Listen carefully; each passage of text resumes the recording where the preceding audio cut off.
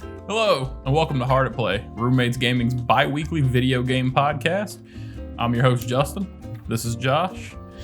We have our guest this week, Mr. Truesdale's joining us to talk. We're happy to have you here, buddy. Hello.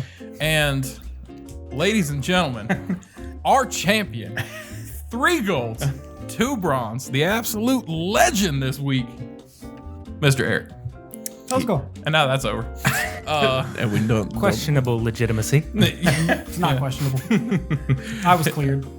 No, we haven't taken the test yet. Yeah. There's a very rigorous testing process you have to go through. It was absolutely doping. You might be banned from next Your own spring circuit. next season's competition. Your own spring circuit. But yeah, all that silliness aside, welcome. We're glad you're here to join us this week. We look forward to it. You're of course in our Discord. You jump in and conversate with us and throw some topics around. One of which we're going to be discussing today because I think you threw this at us a couple of weeks ago. Yeah, Somebody did. So we always say that we're going to give you credit when you give us a topic. And so that was my half-assed way of giving you credit. All right, thank you. Before we get started with everything, we do have a good show. We're looking forward to it.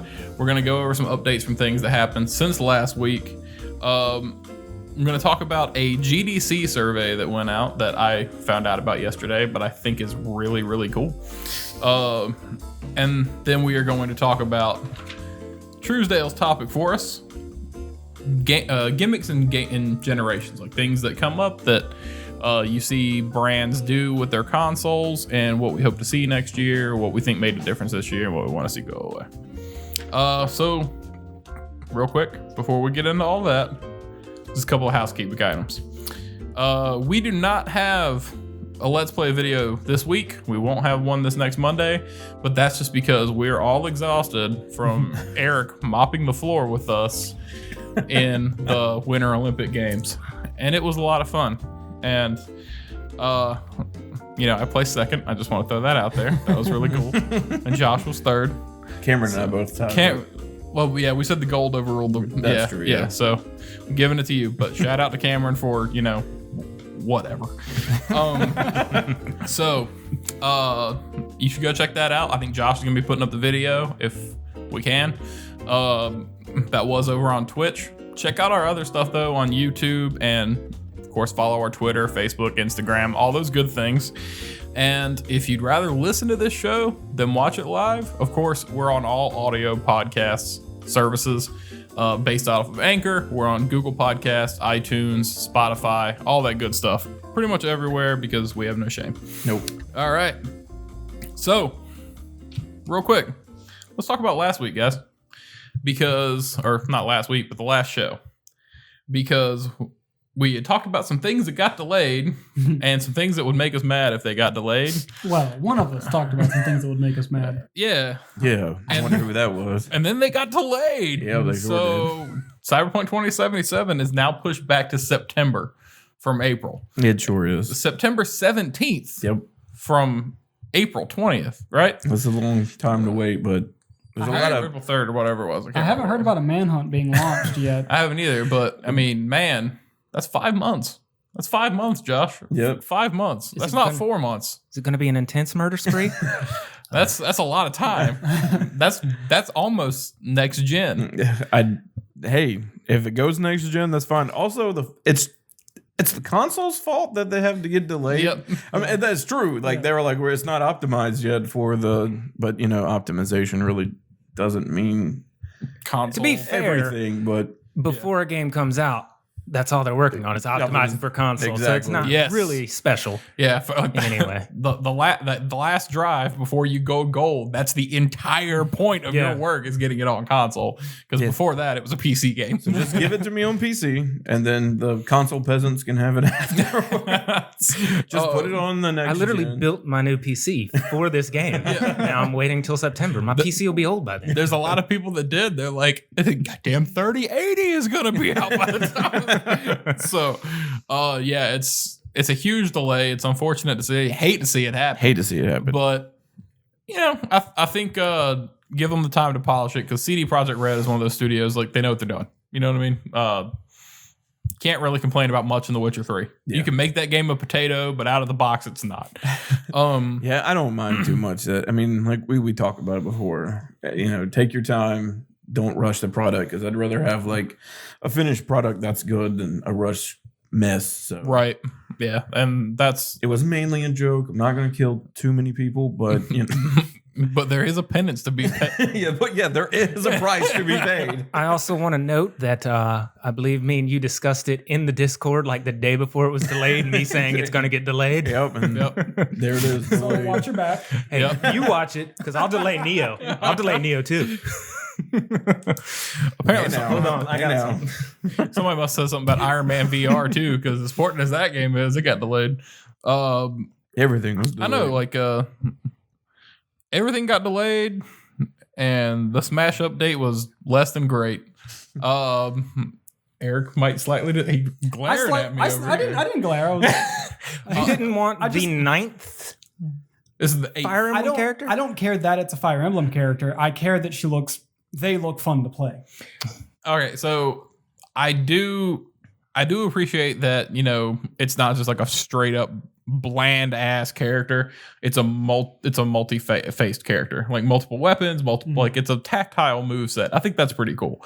But as we had discussed, you know, I am very straightforward, a fan of fan service. Like, just give me what people want. Like, I want a character that I'm familiar with, and I am not familiar with Byleth because I haven't played Three Houses, but I'm one of those people like, it's another damn Fire Emblem character. You know, you had that's the problem when it's a staple of Nintendo products and they make a new one every like year and a half. Yeah. Well, true. It's an endless bucket of content. Yeah. I mean, it's a first party thing. But then if you think, I would have rather had Linkle. Like, if you're gonna think about Linkle would have been a really Linkle would have been dope. Linkle. Yeah, Linkle's would have been a pretty cool idea. Yeah. If you think about like Nintendo first party ideas that they're sitting on, and I understand Fire Emblem was a huge launch, and Sakurai was really excited about it, and he's very selfish in the way that he does this. He doesn't care about his fans and the people that pay money for this. He wants the characters he wants. Exactly, and that is entirely his deal. Like, I mean, because he's being forced to make these games. He wanted clearly to by everything he says. He wanted to stop at Melee. Yeah. He didn't want to make another game after that. Every Smash Direct has been a cry for help. Yeah, where he's like, please let me rest. Let me take a break. Except for this one, like the one that announced Byleth, he was actually pretty relaxed. And even that one at the very end is like, he's like, okay, I made this one.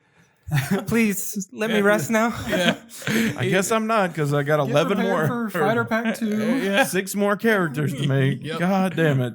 Like, Nintendo's like, you want a salary? Just keep fucking doing what you're doing. It's Japan. You can sleep at your desk. It's not a big deal. But yeah, I think Byleth will be cool. I'm interested in playing with him. Her, whichever. Yeah, they. I don't know why I said it. They. It. Wow. Well, it is a fictional object in a game. True. It doesn't technically have a gender. That is it's true. Just ones and zeros. That is true. You're being offensive right now. I know. Yeah, you don't know what that one. Those ones and zeros could identify as. Okay. Okay, let's get off this topic. We're not gonna dive any further into that.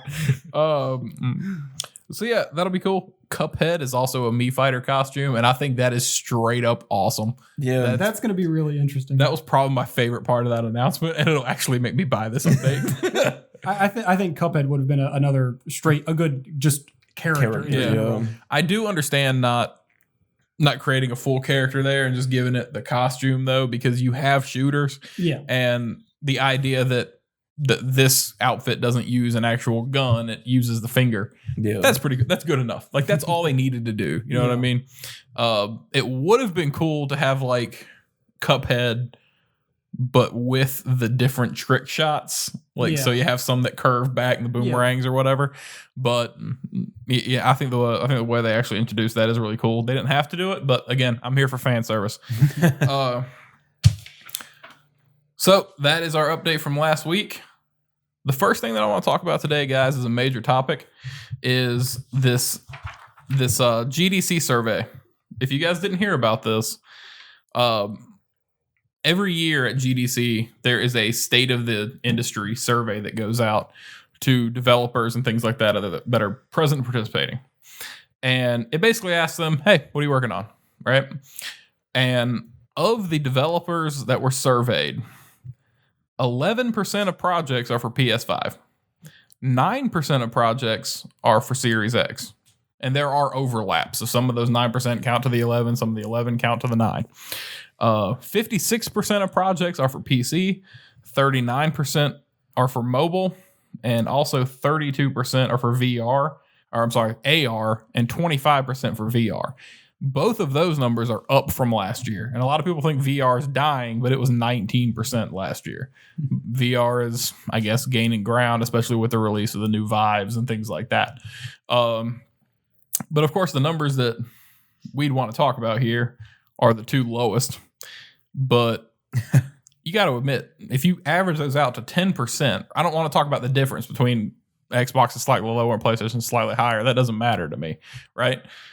But 10% of games that are in development are for a next generation console as of this point. And we're still 7 or 8 months away from a release, at least a couple months away from an announcement.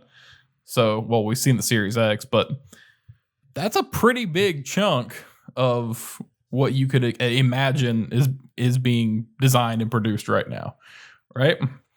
And also, none of those are first party. Those are all third party developers. That's a pretty big number if you think about that. If the point that I wanted to bring to the table and talk about and hear everybody's take on is, you got to imagine that every first party studio for Sony, every first party studio for Nintendo and for Microsoft, well, Nintendo of course would be second party, but they're working on things for that platform, right? That new platform. So of all these third party developers, we can pretty much count on Call of Duty and all the Ubisoft projects that we know got delayed and stuff like that. But what do you guys think? What do you guys think we might be seeing there? Honestly, I'm not sure. Like, this new console generation, kind of like, the words I'm trying to find are not coming to my brain right now. But Eric, they don't feel like as exciting as maybe the 360 to. Well, they're being so secretive right now about everything. Yeah. Everything's very secretive. Yeah. Everybody expects next month is PlayStation's reveal, and they haven't sent out press passes or anything to anyone. Yeah, so the only things we have to look forward to are obviously all of the events that are coming, but granted, it's just the beginning of the year, and we're still in January. Yep. There's still a whole year to go until those consoles are supposed to come out. And of course, things are going to get announced around E3 and Gamescom and stuff like that. But I can't really think of anything that those third-party titles could be working on unless, honestly, I really feel like these new consoles are going to have a lot of crossover.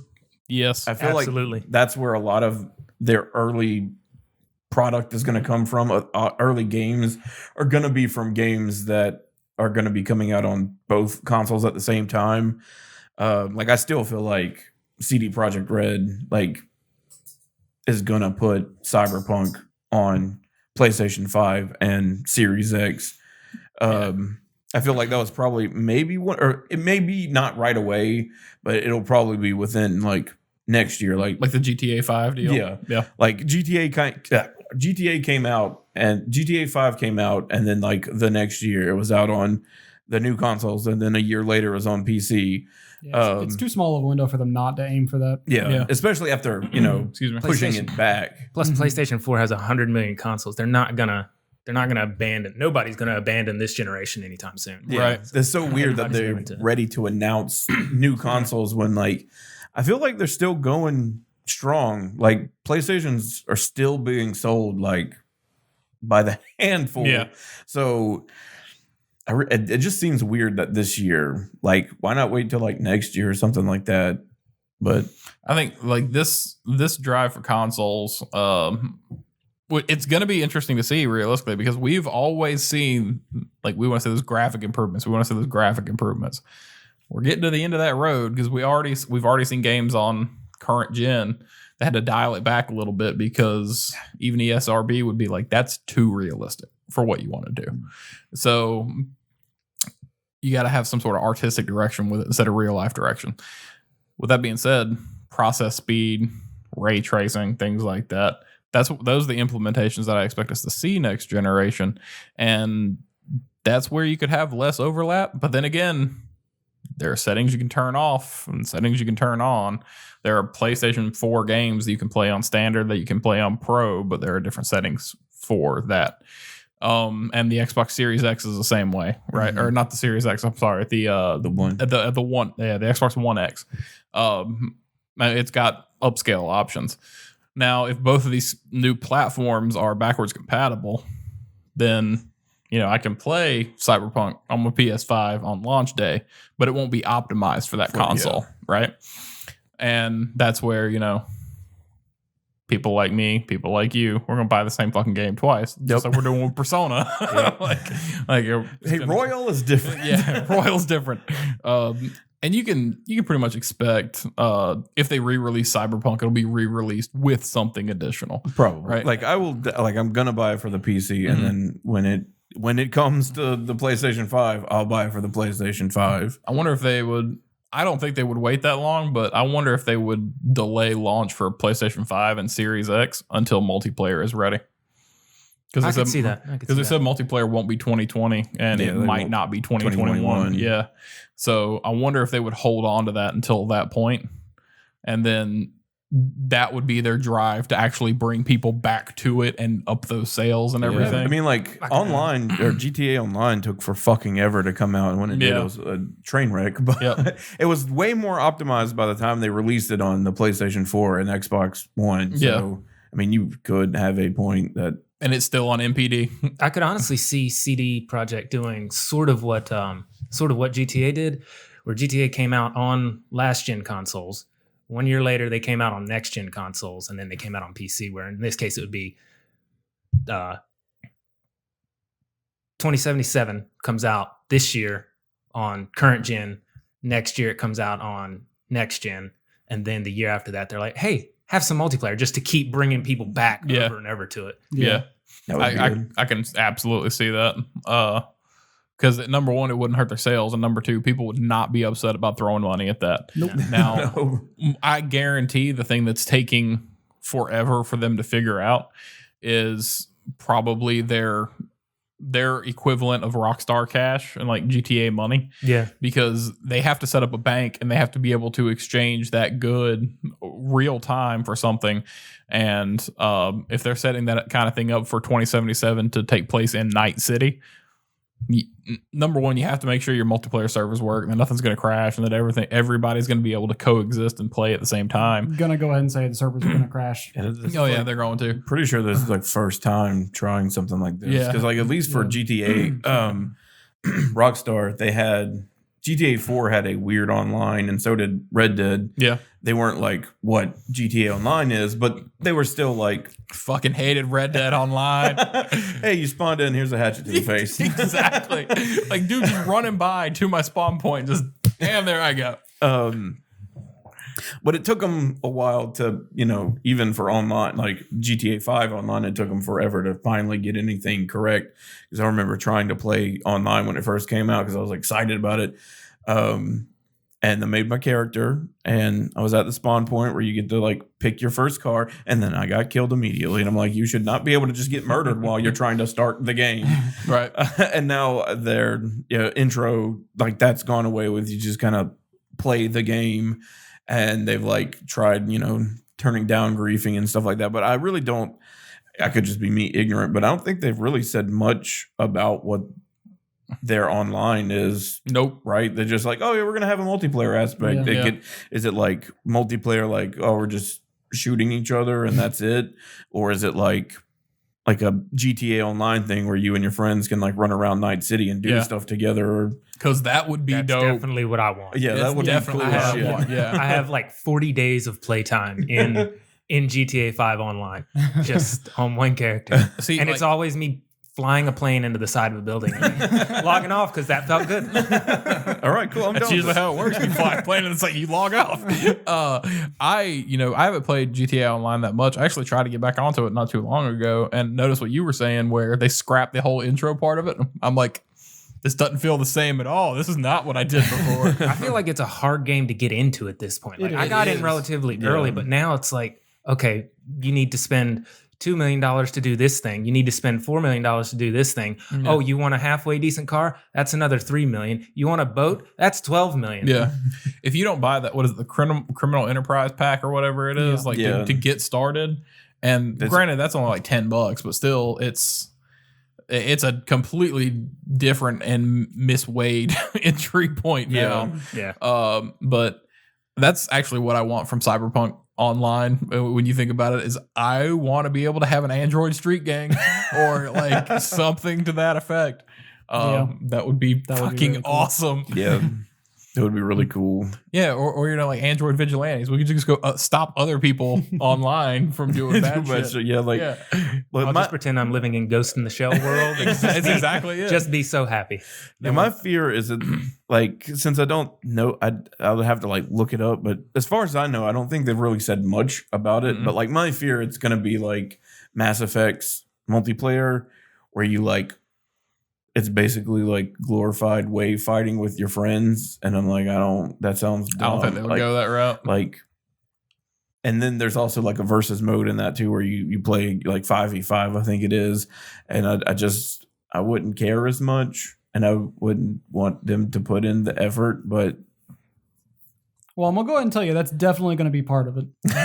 You're not going to have a game like that and people not want something where they can, at the very least, compete, if not grief, other people. Yeah, when I don't like some sort of competitive play for online. But I'd hope that's not it. Like that's not what multiplayer is. I doubt it will be the only thing, but it's 100% going to be the focus. Yeah, like how you can earn money in game or whatever. I mean, GTA is kind of the same way. You can't just, at least when it first started, you couldn't earn money just in the open world. You had to do all these missions and stuff. My thinking is it's going to be a lot like GTA is now, where you can just go out and do like heists and jobs and whatnot with your friends and play relatively peacefully.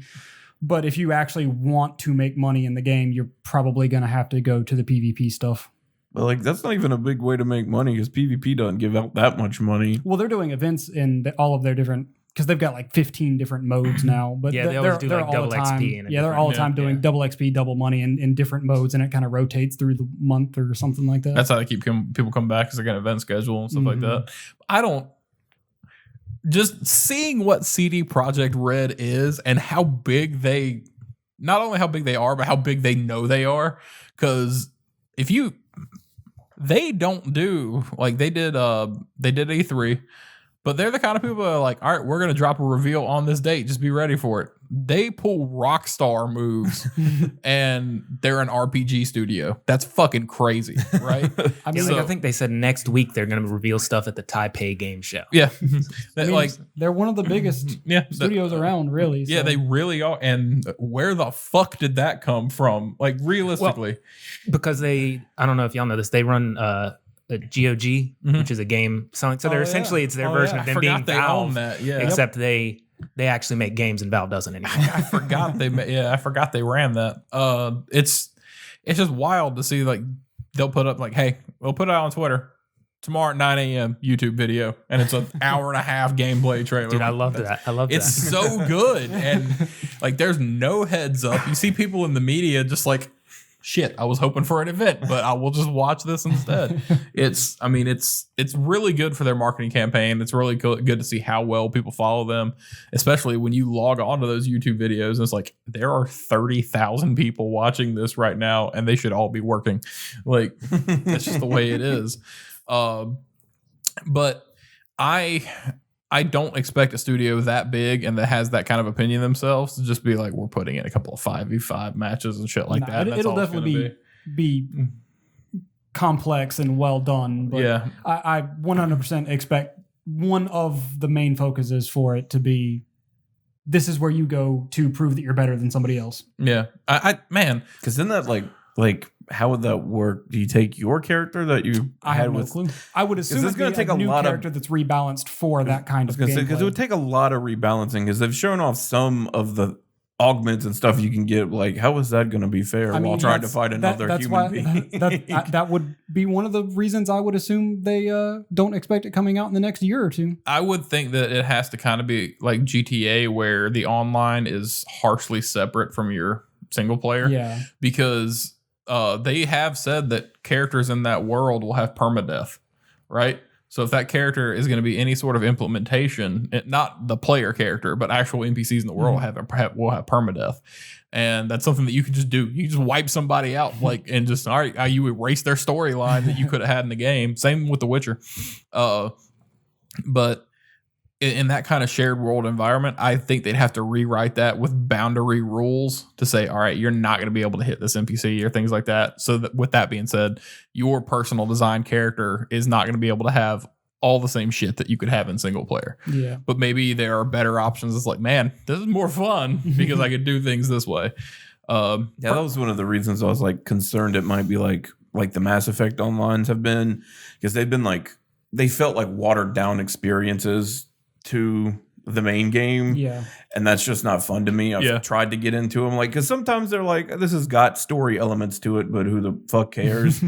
But like where GT Online, like that feels like its own game. Yeah. Like Yes, absolutely. it feels like its own game separate from 5. Yep. And that's, I guess, what I hope it is. It just feels like a different game. That's Kind entirely. of like, even like Red Dead Online feels like a completely different game to regular Red Dead. Mhm. So I just kind of hope that's what we get, not something that just feels like a watered down Cyberpunk 77. Because I'm like, what the fuck's the point if it is? That's entirely what I would expect them to do, to be honest. And, you know, who the fuck am I? But it's like, just that studio and what they're known for, because they are very forward about the RPG experience that they want to push. Yeah. I don't think they want to take that away from their multiplayer experience. I'm really glad I get numbers again. Yeah. And dude, Just on the premise that they've said don't expect it anytime soon. Yeah. I would assume they're essentially making a rebalanced version of the game that's online friendly. but they keep pushing the idea of how important the factions are in that game, how versatile your character can be, and you can choose to play one way, choose to play another. You can complete the entire game without firing a single shot if you wanted to. You'll probably have way less influence over the world online. I believe you will, but I think they would want to make you feel like you Have some sort of say. Yeah. So that's why I would expect, at least as a move from CD Projekt Red, to let people have their guilds and teams, right? You have to have that kind of club mentality, especially in a game where you push factions the way you do. Yeah. You have to let people have that kind of social thing online and have roles that can complement each other in that environment, right? So if you can have 4 people, one of you is a better driver, you have a better driving stat. One of you is a better shooter, you have better shooting stats. One of you is better, like, it's a hacker, yada, yada, yada. So that's what I think they're going to do. They're going to push people into those group kind of things, and that's what they want to build. Now that you Very said, much like GTA heists is what I'm thinking. well, now that you said that, that makes me like really interested in the fact that they could make this like a virtual Cyberpunk like tabletop by doing that. But like, oh no, you have to be forced in some. If you want to work together with your team, you need to be a hacker. You need to be the other. Even though even in the main game they're like, we're not doing classes because we want you to have the openness that you can just do whatever you want, which is totally cool. But like for the multiplayer aspect, it'd be cool if you kind of like bring the classes back. Back to kind of like force you into a role to fit in with friends and let me have more than one playable character, so that way if you're the hacker, he's the driver, and you're assault or whatever they would call it, then I can go, oh well, let me just jump on this other character that fits in with that team composition. Now we're turning it into an MMO. We're rewriting their game.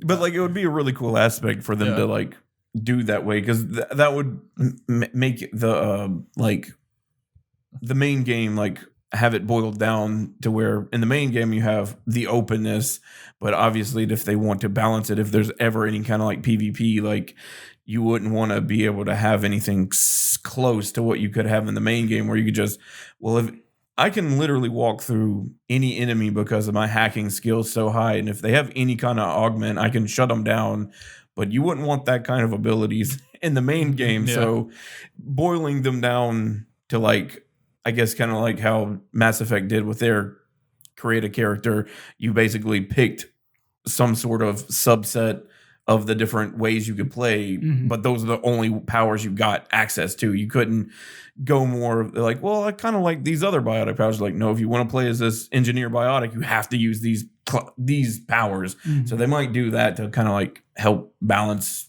the. I'd imagine there's going to be a reskill option. I think it'd be closer to sort of Destiny's balance. Like it'd be like there's these 4 separate classes or however, but they have like full tree, like the Mass Effect trees. Yeah. It's literally like 4 abilities online and 2 of those are passive. Yeah. So I never played Mass Effect Online. It's weird. Is it? 3 is the only multiplayer game I ever was quote unquote good at, just because I had this one overpowered build that I would just wipe the floors anytime I went up against Geth specifically. So like, man, I don't know. We turned that entire topic into a Yeah, cyberpunk. no, I was about to topic. ask. Was this? Did we Yeah, this is the intentionally turn this into Cyberpunk. another GDC. Cyberpunk podcast? Cyberpunk 2077. Welcome to the Cyberpunk Literally, 2077 we did it again. podcast. It's literally every week now. Regarding what they could be working on for next gen, other third parties, EA, I feel like they're probably working on Battlefront 3, and then they're also hopefully the decent Star Wars game that's coming out is rumored to be sort of the lead in to what the Star Wars movie universe is going to move to. Like it's supposed to take place, I think, like 300 years before the current movies that have just finished, and it's I can't remember. They had like a specific name for that sort of generation. The Old Republic. No, that's 3,000 years That's before. true. That's much older. Yeah. But this is like 300 years before, and I know what I heard was sounded like pretty interesting, and hopefully if Jedi Fallen Order is any indication, they've learned their lesson about making just shitty games. Yeah. And That's Vincent Paula. As long as Vincent Paula has a hand on it, he'll make sure that shit works well. And God, Jedi was so good. I think so. Anyway, it had its problems. it was buggy, but it was fun. Yeah, it was Yeah, a lot it of fun. definitely had its bugs, but it was pretty enjoyed playing that game. pretty You know what I fun. mean? Yeah. The only thing that I could have done without is like the Dark Souls aspect. I dug it. As weird as that is, man. Just because like in like canon, it doesn't make sense to me. Yeah. I'm like, but that's not how this universe works. Things come back. That's so weird. Just be like any of the other action adventure Star Wars games where if I'd clear out a room, I keep on going. Yeah. That was a weird choice. Like everything respawns if you save. Mhm. It's like, but Like, this but I isn't just done. want to move on. Yeah. To your point with EA, a solid 1% to 2% here are sports titles. Oh, absolutely. Absolutely. The It's next like, FIFA. oh man, I can't wait for FIFA 21. Yeah. 2K is like, we're still doing this. We're still making NBA. We're still gonna make Yeah. Madden. We're still NBA was like the second best selling game of last year, Yeah. even though it came out and people hated it. yeah. If 0.001% of that was NCAA, I wouldn't give a fuck about anything else. Though. I would like another NCAA. That'd be Dude, we dope. would be sitting on the couch arguing about who's Wake Forest again, just like old times. Fun story, real quick. When I lived in Florida, Josh came down to stay with me for like a month, and we played NCAA, and we sat on the couch arguing about who was going to be Wake Forest. And we played a match to see who got to play as Wake Forest. The question is, who did you play as? We both played as Wake Forest. So that's Jesus. great. Man, Eric, any thoughts? Honestly, no, not really. All right, good talk. Good talk. Good talk, buddy. like I'm sure there's some games in there that if I saw a list, I'm like, oh yeah, that makes sense. But staring at those numbers right now, not a single game is coming to me. The fact that AR is that high Yeah, is weird. Yeah, AR at 32%. seems really high. I can Yeah. kind of get VR, Yeah, I can but get VR. AR just seems so high. Yeah, like I who's guarantee- still into trying to push? I guarantee that's looped into mobile. Yeah, absolutely. It's like because Yeah. like Yeah. Pokemon Go, I think is considered An AR, it is. Yeah. So like and there's the Harry Potter game that was like kind of like cut and paste, and the Ghostbusters game too. So They were actually- Yeah. both- I don't have anything for the PS5 or the Series X, but in the mobile AR category, definitely going to go ahead and throw my cards down as Tim Go. Tim Go. Tim Go. Tim Go. What about It hasn't even actually came out. That doesn't matter. It's still in development. what about like a Neo Go, where you can just like you can capture Onis or fight Onis in the wild? Don't tempt me. Oh my god, I can't remember, but there is a game that's kind of like that, where you like fight different yokai and stuff like that. Yokai Watch. Yokai Watch. Not that one. It's a mobile game. Shibanya. Yokai Watch Go. There we go. Yokai Watch Go. I mean, that would actually kind of be neat. That would be pretty dope, actually. And if you actually go to Japan, like they're everywhere. Yeah. Sorry, I just thought of a really cool thing. Sure. Can I like patent that idea just in case? No, what like a cryptid like Go game? So and it That would would be pretty read dope. where you were in the world. So it Oh would, my god, that'd be awesome. it would spawn cryptids that are familiar with that area. It'd be kind of neat. that So- would be dope. So if you like go to Japan, it's a bunch of yokai. If you're here, they're more like the crypto stuff, like Bigfoot and Yeah. the Jersey Devil and Yeah. So there's an entire like community like dedicated to cryptids and not like discovering them or trying to figure out where they are in the world or anything, but like coming up with new ones or adding lore to the currently existing ones. It's called SCP. Unfortunately, it's under some legal trouble right now, but it'd be cool if they patented and licensed all of that and then made a game out of it, like you're talking about. That'd be Because dope. there's you can like go to the website and it's basically like a wiki article or a wiki page essentially, or it works the same way more or less, and you can just scroll through hundreds of just creepypastas essentially that they've written about these cryptids they've made up.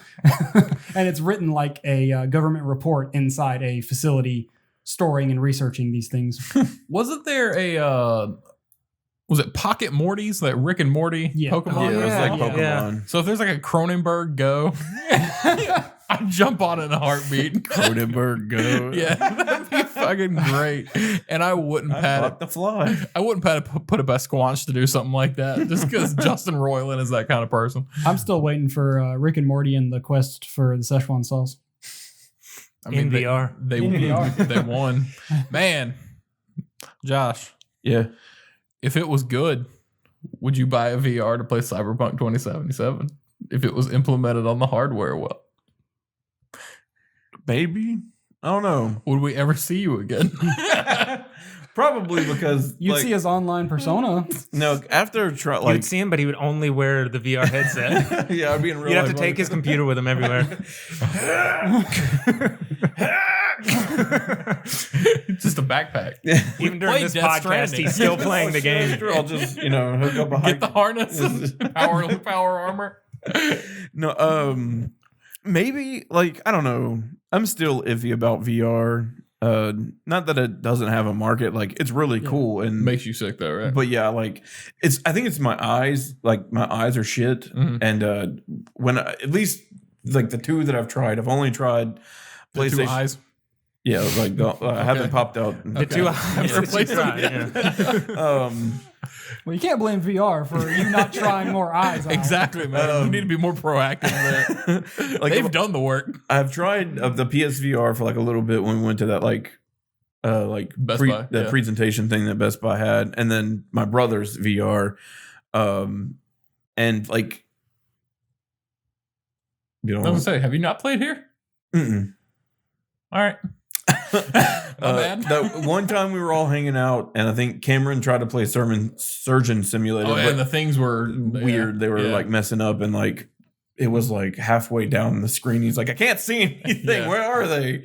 But those are the only two times I've actually tried, and always had a problem like with my brothers. Mainly was I'd get it situated to be fine, but then I'd play for a little bit and like everything was fucking blurry. Yeah. So I'd have to like reset and then everything would be blurry. And that's just more frustrating than just trying to play a game. Yeah. And also the fact like after a little while, I started to get a little dizzy. And I think trying to mimic walk downstairs while actually walking downstairs in the game definitely fucked me up. Because he's like, yeah, I went up and down the stairs and it like made me a little queasy. And I was like, I'm going to act like I'm going up and down the stairs to see how my body will react. And it did not like that at all.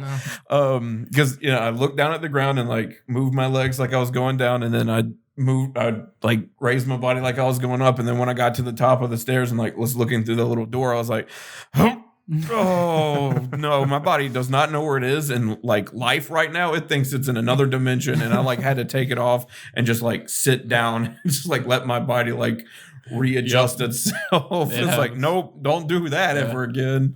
It's like your brain's trying to tell you your body should be in motion or you should be doing like it's not. Like it feels weird. But yeah, like I added the motion to it and my body's like, you're not going anywhere though. But you are going my brain's like, you went up the stairs and you made the motions of going upstairs, but you didn't go upstairs. Where are we right now? Like I put my uncle in PlayStation VR to play Eve Online, like Gunjack. Oh no. And he'd never played a VR game before, but he gets in, he's like, I'm going for it. And when you get in your ship, you're in a larger ship and it launches you out, right?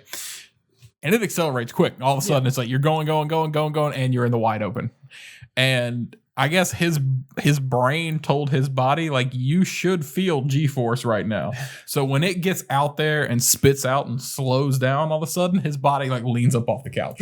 Like I guess subconsciously he was like, you need to be in motion, and he just like, and here we go. And it was great. That was my first experience with VR. Was PlayStation VR, that same Best Buy demo. Yeah, they had Eve Online, and I played that, and I actually had a lot of fun. And then I took the headset off. He's like, "You're the first person today who didn't get sick playing that." when we did that VR demo, what did you play? The robot game, the fighting or that sports game where you like in a robot. Did you play Riggs? I know I played Riggs. Did you play Riggs? Okay, that's the one I played. That shit was wild. When you look down and your feet just like aren't there, like just like you're dangling. Yeah, like. I think that was a really good idea for a demo system, was like setting up in stores like that and letting people try it out. And I know we talked about this before when PlayStation says they're going to do those hundreds of road shows between now and the PS5 launch instead of doing E3. I think it's going to be at Best Buy. Probably. Yeah, they're going to be setting up Best Buy stands to like let people experience their hardware, which is funny because that's just what the fuck you did when you were launching a console back in the 90s and the 2000s. You put it up at Walmart on a screen and you let the parents go shopping while the kids all stood there and stared up the entire time and killed their necks. Exactly. So we all have bad back problems and neck problems because of that. But yeah, I see that being a thing. I think it was really fun. And I mean, hell, I have a PSVR, so obviously it works in some degree to do roadshows like that. VR is a very interesting thing, and a lot of people consider it to be a gimmick. And you can see where I'm segueing. Yeah, subtle. Good job. Yeah, very subtle. Yeah, I appreciate it. So now that we've blown the subtlety up, yeah, like.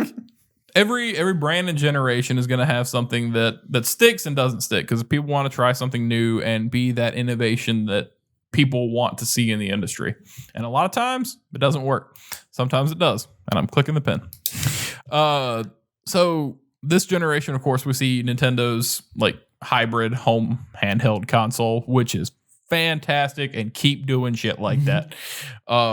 Just give me the Switch 2, the Switch 3, Switch 4, just keep Switch 5. Upscale that thing and make it more powerful, and that's all. Give me a Switch Pro. Yeah, don't ever try to innovate from this point on. If you take it away, Nintendo, if you take it away from us at this point and give us a home block or just a portable console, I will shit. Yeah. Like, it's so good. Never give us another DS or any kind of like Game Boy thing. Never give, just the Switch forever. I keep going back to launch night when I convinced you guys to go buy them after you came over here and watched Breath of the Wild. And I'm like, all right, I'll turn this off and we'll go. And I'm like, wait, I don't have to. That No, that was still a dirty move you pulled on me, and I'm so glad you did it. It was fantastic because I mean, I had Josh with me at the launch, and then you got off work and came with us to hang out at the house and play it. And I'm like, they have them in stock at Walmart, and you're like, I guess we're going to Walmart. Yeah, like because I went with him to pick it up, like to that little event we went to, and like that whole time I wasn't convinced to get one. We got home, wasn't really convinced, and then we turned Zelda on, and then we watched him play. We watched you play Zelda. You know, as soon as he handed me the controller, I was gonna buy one. So yeah, instead of playing Breath of the Wild myself, I just let Eric do it. Turned on the console for the first time and just gave it to him. As soon as I got out of the cave, I'm like, I really want to buy one now. And that was it. Yep. Well, I was gonna say, so the Switch has a very special place for me. I have a very special attachment to it because it's the first time where I want to play the console, not a specific game on the console. I just want to be playing that console. Yes. So last night I was sitting there staring at my TV because I wanted to play something, but I didn't know what. And it was after we did the stream and everything, and I was like, I haven't played my Switch in so long. My Pro controller died just sitting on my table. It died. Yep. I want to play my Switch. And I sat there and stared at my dashboard until I went, well, Smash Brothers is easy to pick up and put down. I'll just play Smash Brothers tonight. The really funny thing is, and I'm going to get back to the rest of the spiel that I had laid out for Generation Gimmicks, but to piggyback on that, there have always been like console exclusives. Like, you know, God damn, I wish I could play Sunset Overdrive on PlayStation. I told you that so many times. Like, I really want to play Sunset Overdrive until I got an Xbox. And like, man, there's this game that I really wish I could play on Xbox. There's this game that I really wish I could play on PC or whatever the deal is. But they were always like console exclusive locks. Literally anything when it's revealed at this point, I'm like, I hope I can play this on Switch. And there are very few games where I would not prefer to be on the Switch. But. Yeah, like, I mean, and the ones that you don't want to play on Switch are just like Cyberpunk wouldn't want to play that on Switch, right? No, that's because of a limitation with the hardware. Yeah, exactly. If the hardware could keep up with it, goddamn right I'd want to play it on Switch. RTSs and things like that, not necessarily. That's just because of the environment that you play those in. But if they found some way to controller map WoW, fuck it. I'll spend the $15 a month again. I don't care. Like, it's that kind of hardware where it lures you to it because it's a convenience piece. I can play this at home. I can play it on the go. And when I travel with work or things like that, I can take it with me. You know what I mean? That's super convenient. So yeah, back to the rest of the things we have here. Like the PlayStation 4 has the touchpad, which makes no sense. And the light. I like the light, but it's weird. I would like the light if instead of it being contextual, I could program it to one specific color. If the light, so they put that light strip on the touch bar now because, you know, hey, two ideas together. If the light on the actual back of the controller was just that kind of simple, subtle strip instead of that nice, big, broad band, I'd be cool with it. I hate the light because of the battery life. Like, that controller's battery life is terrible, and I even blame when you the turn light. it down I to don't know dim. if it's really the light's fault, but I blame the light. Yeah, it really is. Even when you turn it down to dim, it helps a little bit.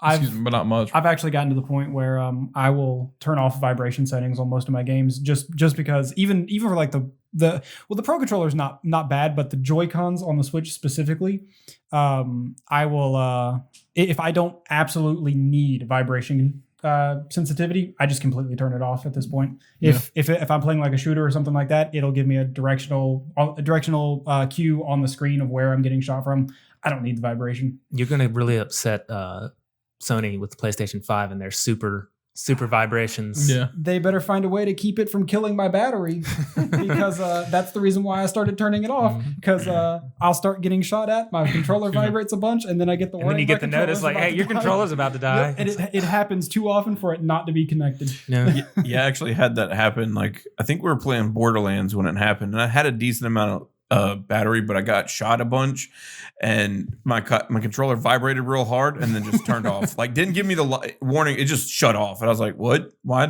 did it disconnect? Yep. And like turned it back on. I'm like, I've got like a bar left. What the fuck? That motor powered out. What the fuck happened? It just killed it. It was just like, no, I'm good. I have the most idiotic looking solution for the battery life. So back in October, I had to go on a trip to train for my job, and so I finally bought like one of those battery pack things that you can plug whatever into charge. Mm-hmm. And now that I'm back home, I just use that to keep my controller charged while I'm playing.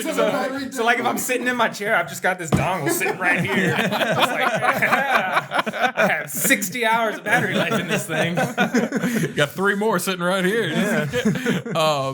That, like the controllers wear out way too fast, and I'm surprised that the actual Joy-Con lasts as long as they do. Yeah, they actually do last with the HD with the Rumble. HD Rumble, yeah.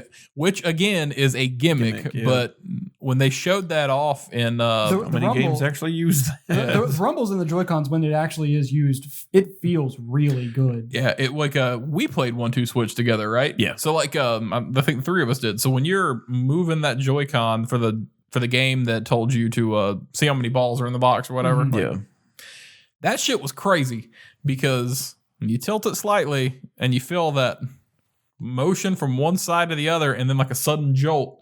And it actually feels like it weighs more when it has 3 versus 2. Yeah. I don't know how the hell they did that. I don't think I've played a single game that used the HD Rumble. Yeah, like the only game that I can think. I'm pretty sure Mario Party uses it in Yeah. a couple of the I don't play mini multiplayer games. with people. So. Yeah, Mario Party uses it and 1-2 Switch, like because that's the whole purpose behind 1-2 Switch was a gimmick game, it's gimmick party games to sell that console and push or to show what it can do. And I got it and overpaid for it. It should have been like $20, but it was really cool to see that technology existed. But it's really unfortunate they don't implement it that much. Mhm. Now, they could have used that very well in things like Splatoon or things like things like that, but they didn't. And they kind of killed their motion control system for a majority, right? Like the Joy-Cons definitely don't work the same way that the Wiimotes did. They do have motion controls and they have the sensor. It operates mostly off of just the movement it feels from the gyros. It doesn't really use a sensor anymore because there's nowhere for it to pick it up on. There's the console. There's the IR sensor, but that's very That's for, very like, detecting infrequently used. distances primarily. Yeah. Yeah, I would honestly like to see motion controls go away unless you're doing VR. Mm-hmm. It's weird In because which case we need gloves.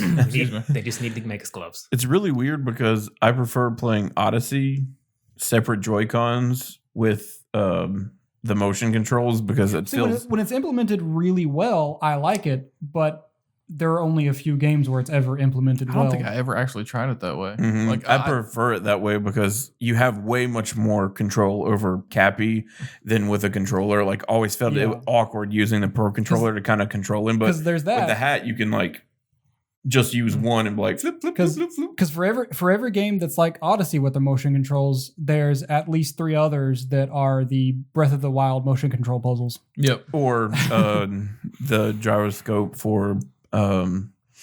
Aces. Oh yeah. Oh yeah. That's another thing. Like axis and gyroscope in controllers, like that's a cool thing to have, but don't give me a puzzle that I got to turn my fucking controller over for or whatever. That was God damn. awful. Like, I would literally just flip the whole thing over because then you get the flat part and just going, all right, I'm rolling the ball off the edge. that's the way I ended up doing it. A lot of times I would just toss the ball to one side of the maze if I was supposed to like roll it several directions. Like, no, I'm just gonna do this until the ball bounces to where I want it to go. I got tired of like tilting my head over because I played in handheld a lot, so I got tired of tilting my head over to look at the bottom of my Switch. There are times my wife would walk into the living room and I'm laying upside down on the couch with my Switch like this, like I'm trying to get this fucking ball to roll this way. But I don't know, I would be okay with that being tweaked or going away, to be completely honest. It's just me. I think that we skipped over Xbox as a media console, but you learned your lesson. Assigned controllers, I think that's kind of a cool concept. Yeah. When you see it implemented well. For someone like me who I like using one specific controller, my controller. Yep. I really like that. So like it's great because we have our Xbox up here in the loft, and my kids are sneaky shits. So batteries will die on their Xbox controllers, and they're like, "Where are your dads?" And I usually keep it in my office so that I can use it on my PC or whatever else, or carry it around because I play Steam on my tablet and on my laptop, wherever the fuck I am. So they'll come try to grab my controller and bring it up here to play, and as soon as they push the button and try to sync it up, asking for my password. I'm like, yeah, you guys can't use mine. It's locked up here. You can't get into my profile and everything. And also I don't know if you guys have ever seen it work, but with the actual PlayStation 4, if you have the camera at least, and I haven't seen it work without the camera, but if you have the camera and you've turned on a PlayStation controller and say you set your controllers down to go get a drink or something and they time out and turn off, when you come back, if I pick up your controller and you pick up mine, the camera remembers who put which one where, and it'll, when you turn the controller back on, even if you pick up my controller, it'll sign you in. Because if it remembers the person and their placement instead of the controller. It's weird. That's interesting. It's creepy, but it's kind of cool. But I think that kind of thing where you can set up controller profiles, that's something that I think was a cool implementation and they should keep around. So this was something that you threw at us in the Discord, I believe. Yeah, I was more talking like actual game gimmicks. Like gimmicks. Yeah, like how this whole generation has been, all right, let's make an open world with some towers that has terrible load times the first time you get into the game. And it's all a very like similar game style. I misread everything. Let's go with that. And I was just wondering like what sort of things like you've liked about this sort of predictability of most of the big games of this generation, what you're hoping they get rid of for next generation, what you're hoping they keep for next generation, stuff like that. I would like to see the Dark Souls formula for every adventure game go away. Absolutely.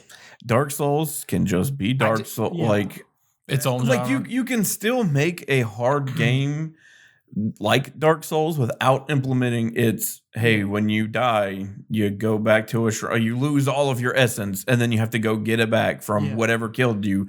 Or anytime you save, all the enemies respawn. It's like you can still fine. make a hard game. Like I would rather like when I'm playing Dark Souls or like, Bloodborne, they're made by the same company, so obviously they're going to use similar gimmicks. But like totally fine if From Software wants Dark Souls games because it's their franchise. Yeah.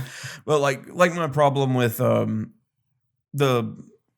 Fallen Order, it should just be like any other action adventure game. If I die, I just have to revert to my last save. Checkpoints, save points. Yeah. I don't like Souls games because I don't like being angry in games. I almost broke a PlayStation 4 controller over Batman Arkham Knight because I hated the 2-force tank battles. Like, I just couldn't... He's in a tank. I'm in the Batmobile. He shouldn't be able to catch me every time I hit him with something. And I'll go around the corner. All of a sudden, he's right on me. And like I was squeezing the controller. All of a sudden, everything's separated. And I was like... Okay, I gotta stop playing. I gotta quit. Dude, the Batmobile missions in Dark Knight suck, and they're why I didn't finish that game because I love the game except for those two missions specifically. I got so far in it and like I don't know, for some reason like having to redo certain parts of that I couldn't stand it. It just got to me too much. I hated the Batmobile in that game, but I love traversing the city as Batman. It felt so good. I love the Batmobile because when you'd eject from the Batmobile, it would shoot you up so fucking high and you could just sail around the whole city. I loved it, but I hated the combat. Yeah, the combat in the Batmobile in Arkham Knight was like the worst. Let's touch on something from Arkham Knight though that it did really well, and that's making that city cohesive the way it did and giving, like when you're around the city and you just come across like a random point and that that memory or image of the Joker is there, like that was phenomenal because that's world building that is done so well. And for me as a gamer, that's what I like to see. I like to see things that are fleshed out and stumbling over places and getting more from it than most people are going to, right? That's why I have such a high playtime in God of War on my single playthrough, because I just be on that boat going around the lake. Like, all right, Mimir's talking. Everybody shut the fuck up. Just listen to the stories. Listen to these stories. That was my first. I absolutely did the same. Yeah. That was my first platinum, and it would be my only platinum if I hadn't decided to pull a prank on a friend of mine regarding Dragon Quest XI. But the God of War was just so good. Even just looking at the world, it was so good. Dragon Quest XI, I shouldn't have platinumed that. I love the game. I put 150 hours in it, but it was literally just because a friend of mine decided he wanted to race me on beating the game. And I was like, I work 40 hours a week. You work 30 hours a week. You're going to beat me. But he worked weekends. I didn't. So I just spent the weekends powering through it. And then I got through the whole game before him. And I left one trophy unfinished. I was like, I'm never going to get this platinum just as out of spite for you. And then he got close to getting it. So I went ahead and got the platinum one day. And a week later, he texted me. He's like, you fucking asshole. I was like, perfect. I win. I wanted to platinum God of War so bad, but when I finished that game, because I should have, before I actually rolled credits, I should have went through and done, the Valkyrie missions and whatever else I could do from that point. But when I rolled credits on that game and went home and everything else, I'm like, I don't want to spoil this. I'm putting it away. Like, yeah, I can definitely understand that. Yeah. But I think before December of that year, I'd beaten that game 5 times. Yeah, it's great. Like I know when it came out, I took the day off for release, and I was never a God of War fan. We've discussed this. Like it was never my. I was franchise. Okay with them. Yeah, like I never played 3 because I didn't have a PS3. I didn't like Kratos at all. Like as a character, I did not like him. But Norse mythology, he got me hooked. Like all right, I'm in on it. So I gave it a shot, and the play style, the way everything adapted to be wrapped around those characters, like literally like camera wrapped and everything. This is the one-shot cinematography. I was interested and I wanted to see it. I respected it, and I ended up falling in love with the way they progressed that through. It was absolutely great. I took that weekend off work and I beat it in 3 days. Me and my brother just sitting on the couch, passing the controller back and forth after every death, like we were growing up. We had a great time doing it. So open worlds have become like a huge thing that you see in games nowadays, especially in action adventure titles and RPGs. Man, I'm getting tired of it. Like Assassin's Creed Odyssey is a great example of that. The world is fucking huge and it's really neat. Mm-hmm. Like I like the idea of like they tried to like scale down the Greek islands, and that's really cool. But the world has like almost fuck all to do in it. Yeah, I put 50 hours in that game, and then I was just like, "It's everything I'm doing is the same." It's the same. I just exactly. Yep. Like I started playing, and then like I was like, "This is actually a good Assassin's Creed game." They made a good one. The world was great, and like I like I like Greek culture and like mythology from the Greek and Romans. It's really interesting, and I like that they put like with tease like, oh, Medusa, and you could actually go fight Medusa and the Cyclops and the Minotaur, and they brought ship combat back, but you're not a pirate, so who the fuck cares? But like after a while, I was just like, because I'm weird, I like to either do as many side quests as I can to like get them out of the way, and then I'll go do the main quest, and I'll be like super over leveled, and I can just power through the story. Or if I know that there's certain collectibles, I'll go hunt all the collectibles down and do all the side missions, and then actually play the game. You can't do that in that fucking game because like they just keep throwing side quests at you that are the exact same. Like, and it's not like, oh, like it's a different fetch quest. Like, no, it just feels the same. Even when you're doing the main story. Yeah, even when you're doing different quests that like the teal ones that are like story, like mini stories of their own. Like that is the one when I just quit playing because I'd stopped for a little bit because I was trying to like do as many of those stories and stuff like that and side quests to just get them out of the way so I could power through the main game because I'd heard and had seen that after a while the game like level starts to get away from you if you don't grind some. And I was like, well, if I just go ahead and do my normal thing in these games and do all the side quests and then blow through the story, it won't be hard. But I stopped playing and I came back because JT started playing again. I was like, that game was fun. I'm going to try it again. And I was playing a story and I ran into the person and I started talking to her, and she's actually Athena. And I looked up because I don't like necessarily looking up the events of the end of a quest. But like how she talks, you're like, oh, you think you're Athena, but you're not. But I looked up at the quest and like at the very end, you're like, oh, okay, no, this is actually supposed to be Athena in disguise. And I was like, that sounds like a really cool quest line. I'm gonna start doing it. And it was like a branching one. It like she would make you do different trials and you could decide which trial you wanted to do. And I was like, that's really cool. I'm gonna do it. Fuck it. And so I went to the first trial and I chose my trial, and then I went to the next one and I was like, which trial do I want? I want to do this one. And then like on my way to the objective, I'm like, this is actually just the same thing I just did. Cool. Even main quest is like that. The mechanics It's are like- what the fuck? It's go to a main quest, be like, okay, this person needs I need to talk to this person about this thing so that I can find my brother. And then you go and you're like, hey, help me find my brother. And they say, hey, okay, I'll help you find your brother. Go do these 3 things for me on these 3 other islands and then come back and then I'll help you find your brother. And then you go do those things and then you come back to him. He's like, okay, you actually need to talk to Tom and he's going to ask you to do 3 things on 3 different islands. Come back and then maybe he'll help you. But Tom doesn't help you. World. Yeah. Tom doesn't help you at all. But yeah, like I'm tired of open worlds that don't have no business being open. Exactly. worlds. Not every game needs to A be sandbox. Yeah, They not try every to fill game themselves. needs to be a sandbox and try to like fill it with stuff. Like you can go back to just having like maps. Like Maps are that fun. maps that are like kind of straightforward. Like Having closed, concise maps were fun because you could stay focused on whatever you needed to do there. Like Borderlands 3 is a great example. Like Borderlands 2, most of those maps are fairly like there's a decent amount of open ones, Yeah. but in this one, most of them are like closed as hell. Linear. And yeah, a lot of them are like linear, but there are they still spread in a few. I think there's 3 worlds that are like that.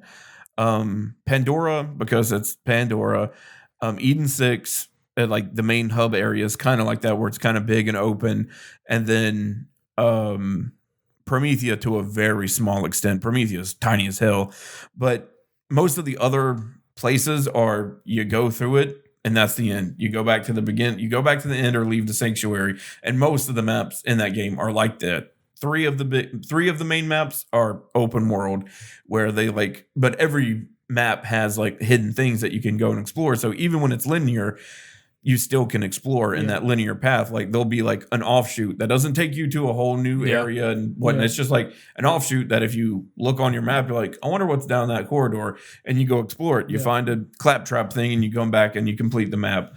Not everything needs to be GTA. From a story game perspective, The Last of Us does that in probably the best way. Period. Like no second guessing. No, hey, maybe this. No, not even fucking close.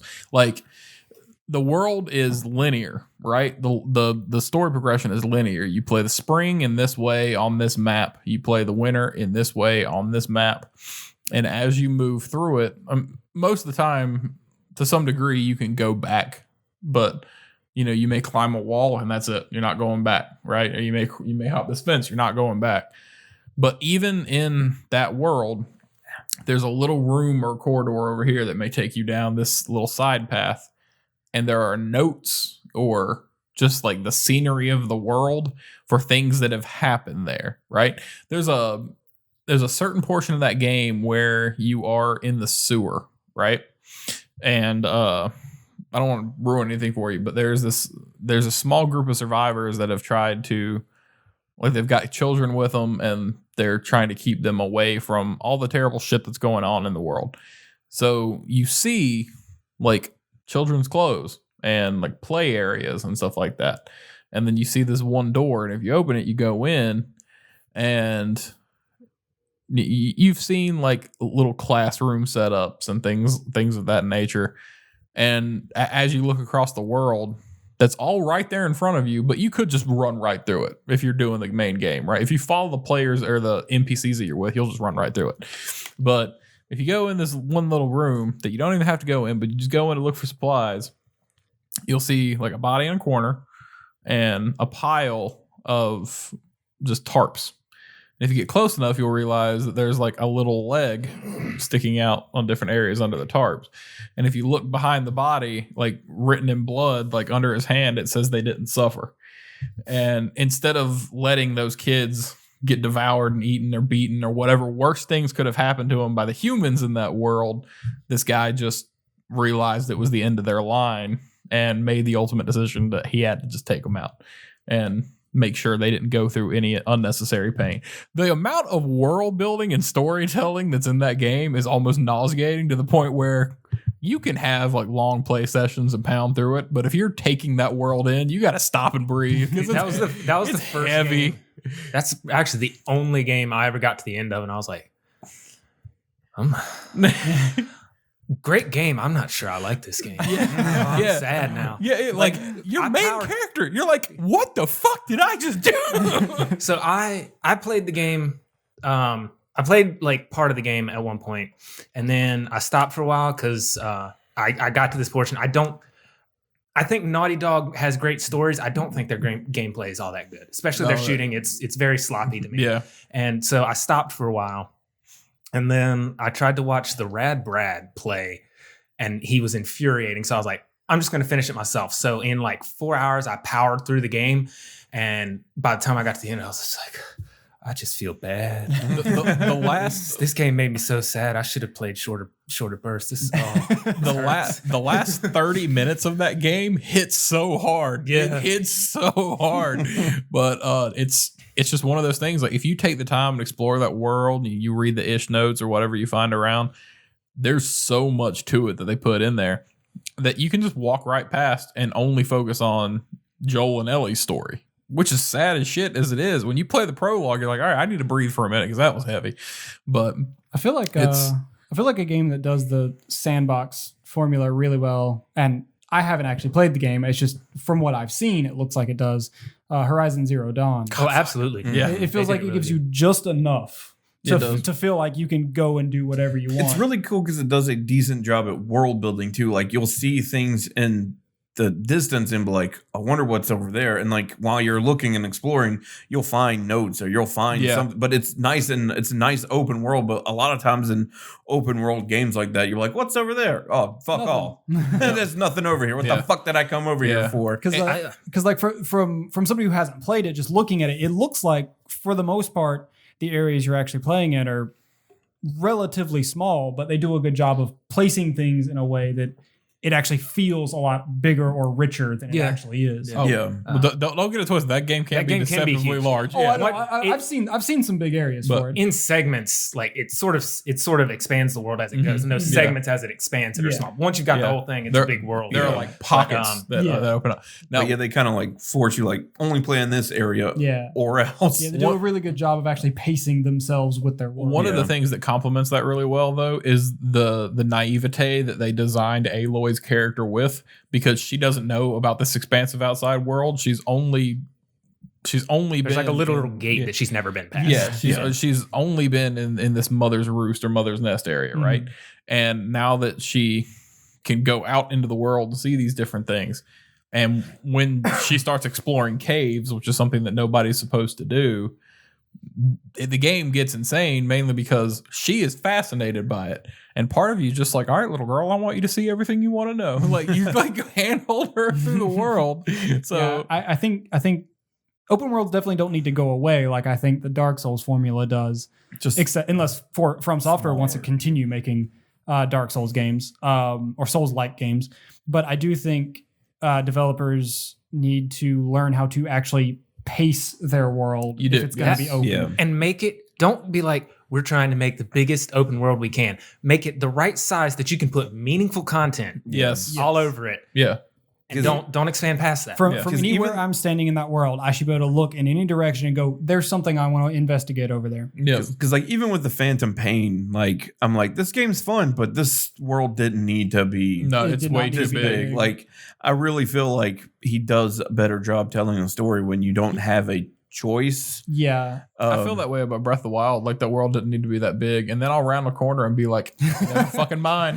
like there's not a lot in Breath of the Wild. They definitely could have added a lot more to Breath of the Wild to make it feel more alive. But that is one of those games where I literally felt like the next bend around this mountain that I turn, I'm gonna find something that I haven't seen before. Exactly. I've been running for a minute now, and it's kind of a bland open territory. But what you see over the horizon, or what you see around the hill, or hey, what's that island over there?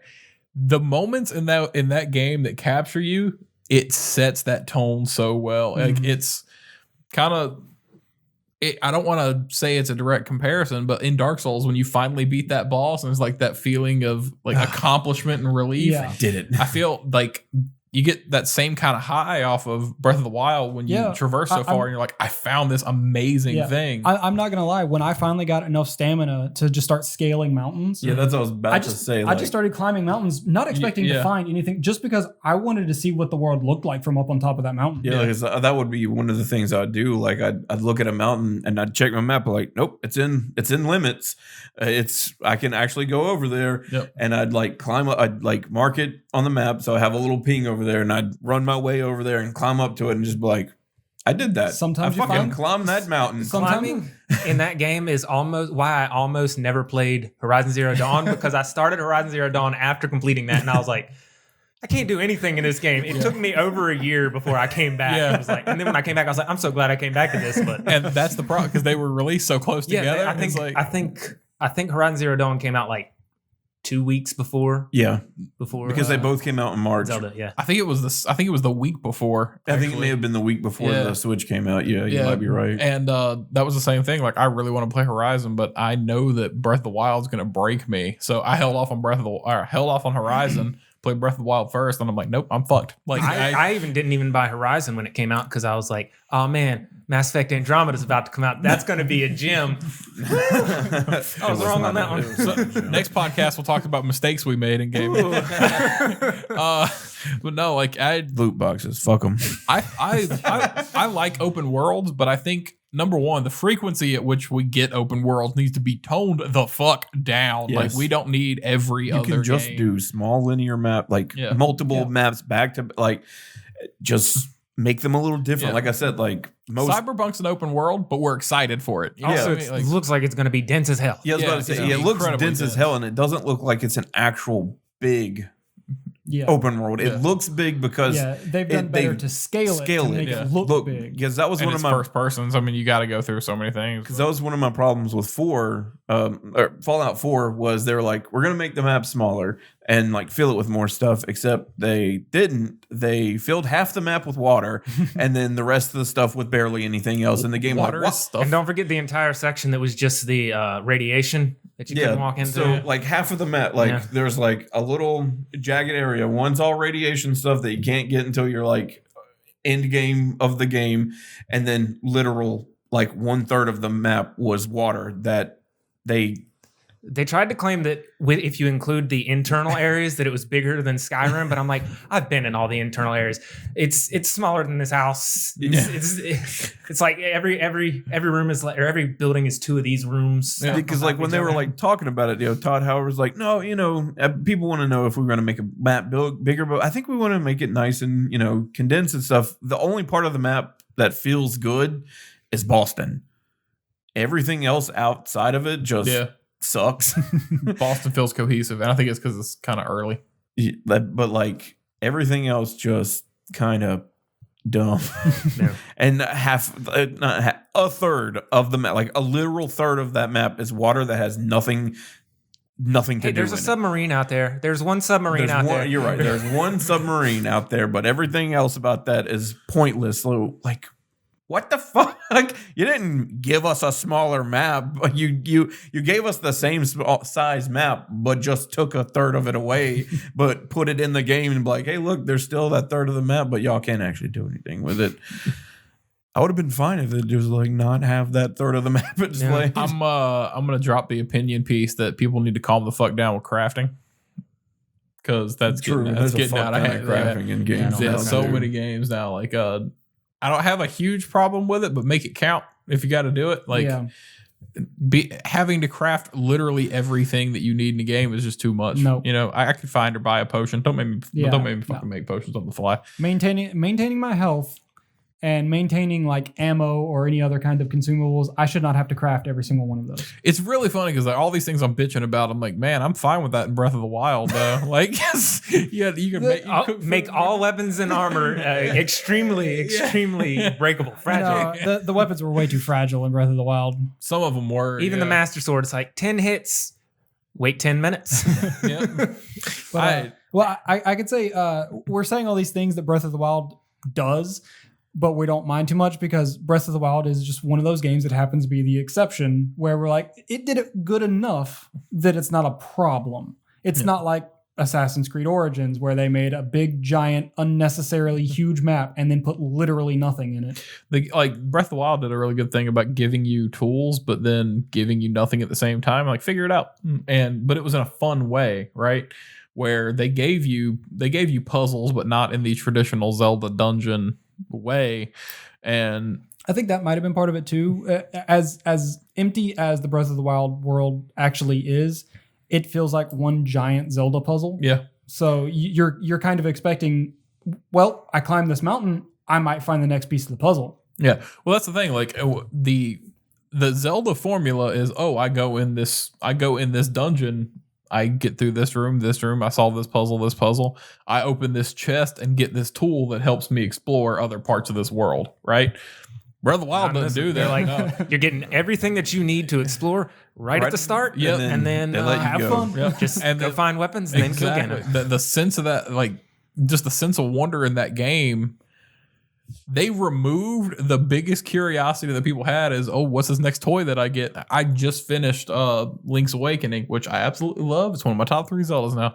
But I just finished it, and I had that same feeling I had when I was a kid playing A Link to the Past, where you go from place to place, like, I can't get here yet, but I know I'll get a tool that allows me to do it. Mm-hmm. And Breath of the Wild took that wonderment away from me and replaced it with something that I value almost as equally, where it's like, you already have all the tools, just figure it out for yourself. Yeah. Mm-hmm. Like, go wherever you want. Yeah. Like, you have the power. Yeah. You got to link this electrical current to this electrical current. Like, drop all your metal weapons. How you gonna exactly? Yep. How you gonna do it? Get those metal boxes over here, or just drop a sword? The only complaints about that game that I can think of, as far as the world is concerned, is weapons are too fragile, and there were entirely too many thunderstorms.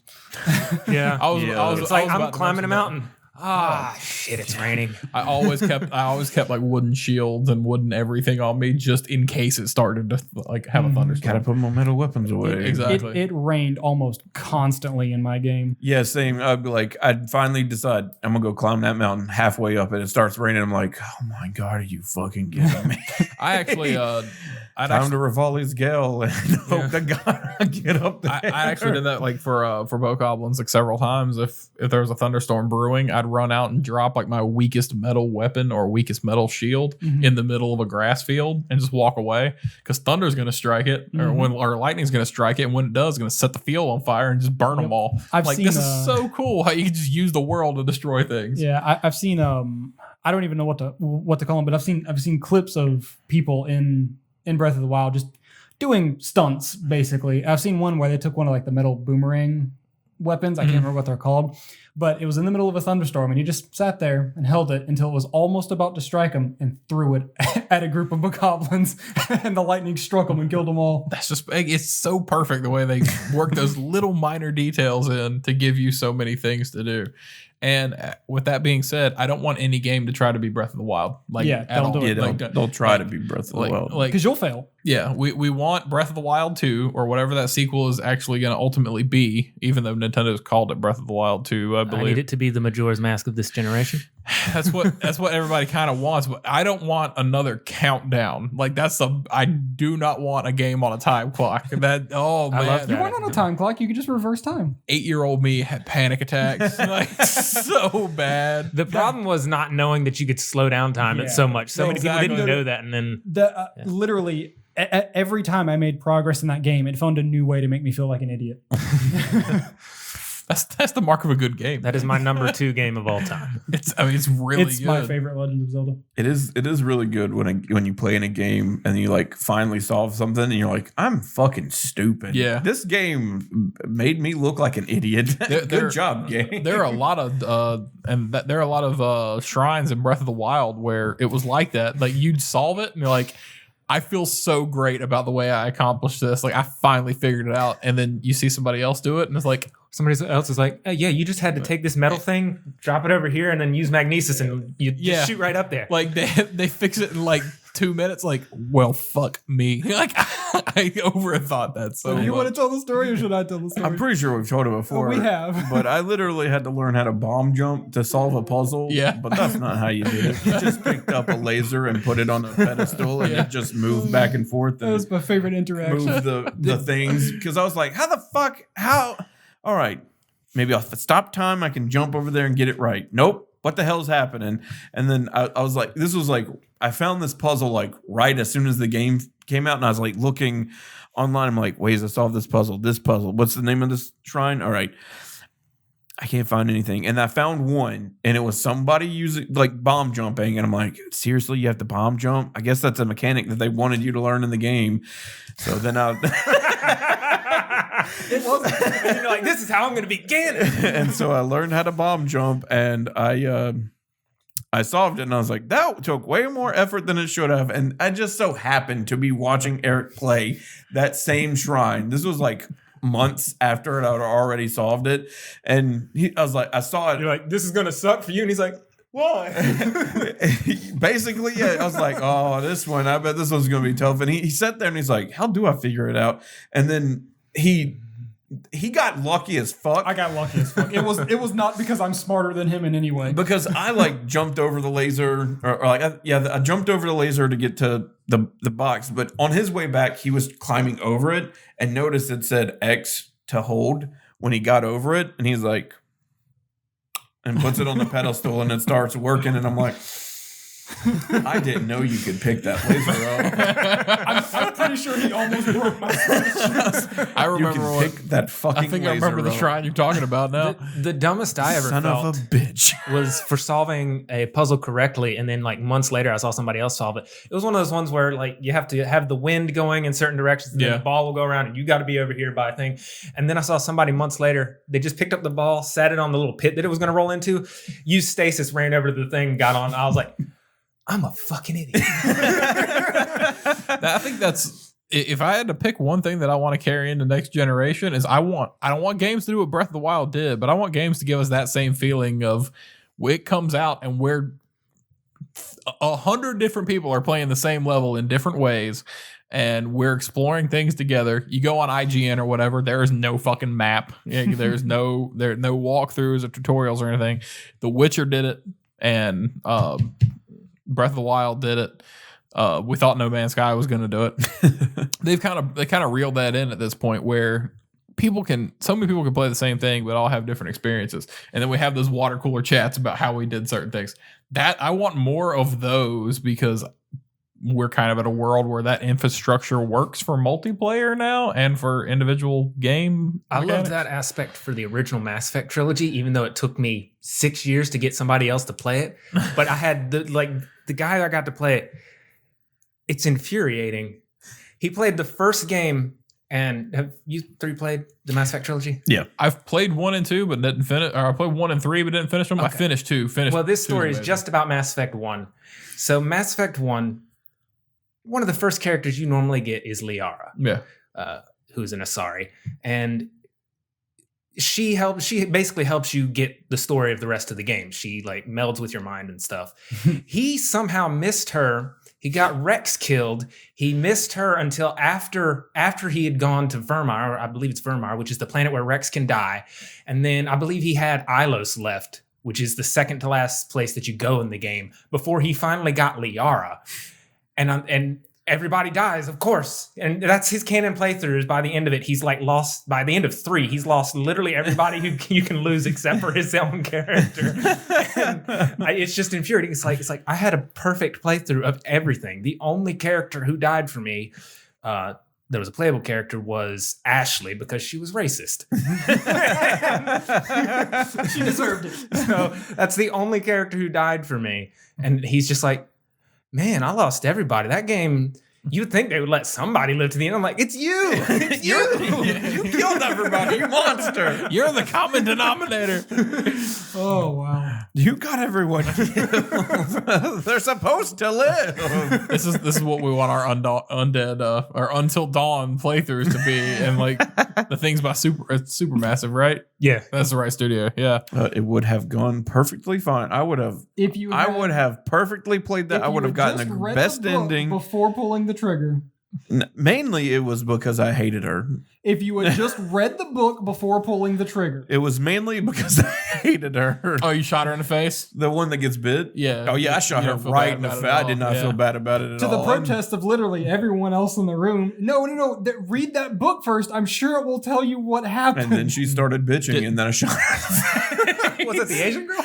Yeah. And Emily. And then Emily. Yeah, I was just like, I hate you, Emily. And then I only saw talking. Let's Plays of that, and I was like, And the the- Asian one's to beat. And It's really funny. And the perfect playthrough we were working on the entire time went down the drain. It's really funny because like all the way up to that point, you think you have opportunities to kill Emily, and she's a cockroach. She just keeps coming back.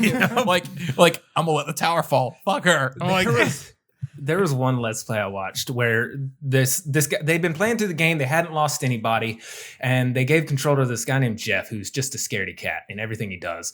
And he gets there's this monster who appears in front of him, and he can, if he had literally done anything, he could have turned right, he could have turned left, he could have punched the monster, he could have done anything, and his character would have survived that moment. He sat there and did nothing. He was like, "What do I do? What do I do? What do I do?" And the monster ate him. that's the way. Like, It's like that's how they lost their first character. yeah. The game tells you sometimes the best thing to do is nothing. Exactly, which is why he was like, "I'm just gonna nothing." Oh no, I'm dead. I love how like it just randomly throws those "don't move the controller" on you like with no warning. It's like, Yeah, it really needs to like give you some time to prepare. no, man, it's so much better than it doesn't. Because you're so good. Yep. Because there are actually like moments in that game where you're like, okay, I'm gonna need to not move the controller. I'm just gonna set it down. Nope, it's a quick time. Talking about good games where you can save people and your choices matter. Have you played Oxenfree? I've hit my soapbox on everything. I've hit God of War, Last of Us, and Oxenfree. You gotta hit Oxenfree. It can't. I squeezed it in. It can't be a video without Oxenfree being mentioned. I'm gonna put a fucking marker board up here and just start tallying it all. How many times Justin has mentioned Oxenfree, The Last of Us, and God of War? This is our 6th podcast, so 6. I think I've worked it into every one. I mean, I talk about find a way to talk about Cyberpunk And Borderlands. Yeah. I think Persona Borderlands was 5. my game of the year for last year. It's probably between that and if I had finished Gears 5, that might have taken it. But Borderlands was the only one I doubt finished. So. It was definitely I like it was definitely Josh's favorite sound design of the year because man, you got heated over that. I was right there with him. Yeah. I was holding pitchforks too. Pitchforks. One in each hand. Oh yeah, they were on fire too. It's Randy's hands. Dual pitchforks. I'm trying to think of like mechanics and UI and stuff, but nothing's really Yeah, I clicking. can't really think of too many like I like gimmicky UI. I like simpler. Good God, whatever Death Stranding's UI was, man, tone Don't that get me shit sta- down. don't- Like, don't Don't get me ever started. give us a Kojima UI. They're just too much. It's too much. Don't get me started on Death Stranding's UI. there's a lot of that you can tell was like almost directly. It was directly influenced by the UIs that he had in Phantom Pain, but man, it's all over the place. His menus alone could get me out of playing a game. It's just too much. It is. It's a mess, but the game and the world and the story and being a civil engineer, it's really cool. Oh, yeah. I look forward to what his studio does because I was reading something where number one, he's got like 2 horror games that he's trying to pitch right now, and Does he have to pitch stuff? no, he really doesn't. I'm gonna do this. All right, Kojima, Yep. do it. Like he literally just walks in somewhere. I'm doing this. Are you going to pay me? Who wants to I- be responsible for making me rich? I would not be surprised at all if he became a first party Sony studio. If Koji Pro actually ended up getting purchased by Sony. Same. That's I mean, they already funded Death Stranding. yeah. So- like they funded the production of that game. They pretty much gave him almost infinite resources to get started. They even gave him his engine. That's an engine. Is the same engine. Yep. So it's he shopped around for a long time before he ultimately decided, hey, I want to ask Gorilla, and then Herman Holtz brought it out in that little custom case. Like to they give it to him. named it the Decim engine so that it would have a name because they were trying to get him Yep. to pick it up. Like Yep. it didn't have a name for the engine before Yep. he was shopping around for engines. It's really that's just a testament to his character. By the way, we talk about Kojima every other week too. But he wants to do He said he wants to do movies and he wants to do like an anime deal. He already does movies. Yeah, like he wants to make actual films. I'd like to see. I would watch a Kojima film. I would too. I'd watch a Kojima anime. Dude. Oh yeah, I would too. Yeah. Definitely watch Kojima anime. But he, Like I've said before, he started out in film school. Yep, he's a Renaissance man. He's a film buff before he is a video game buff. I want to see what he can bring to the table as far as world building and everything, but I would love to see those UIs toned down because it's just way too much. Well, Make everything a Persona 5 UI. That would be great. Well, those menus are awesome. If PT is any indication, he's not bad when he doesn't have a lot of shit he has to convey. Yeah, there's no UI in PT, so that works. Yeah, but if they had been able to make the game, there would have been some UI. Yeah, there'd have to be. Which that's something I didn't put on here, but yeah, there's apparently 2 Silent Hill projects in the works over at Konami. I'll pass. It's Konami. They're not going to be good. They're going to be pachinko machines. Yes, they're going to be a pachinko machine, so get ready for that. I don't know, man. Metal Gear Survive was pretty hot, so. Was it? Hot garbage? Hot garbage, yeah. That's where I was going with that. Hot garbage. Yeah, it was a dumpster fire. All right. Again, no more loot boxes. Yeah, no. Surprise mechanics. No more surprise mechanics. Oh yeah, fuck Battle Royale too. Yeah. Well, yeah. I don't necessarily think it needs to go away because it's definitely fun for the people who like that stuff. Make it a mode, not the game. Well, I don't even mind if you want to make that, don't try to advertise a completely different game and then decide that you don't want to do that game anymore. Are you talking to Fortnite? I might be. I mean, they still wanted to do that, but then PUBG was successful, and then they ripped off PUBG a month later, and then Fortnite blew up, and they were like, I guess we're just going to do Battle Royale from now. Yeah, we made a lot of money, so that's all we're doing. We made millions. The really funny thing is, like, we all have that opinion, like, man, Save the World looked fucking great. Apparently, that's not the majority opinion. Oh, it's not, but that's mainly because the people who wanted to play it, they wanted to play it for the Battle Royale. Yeah.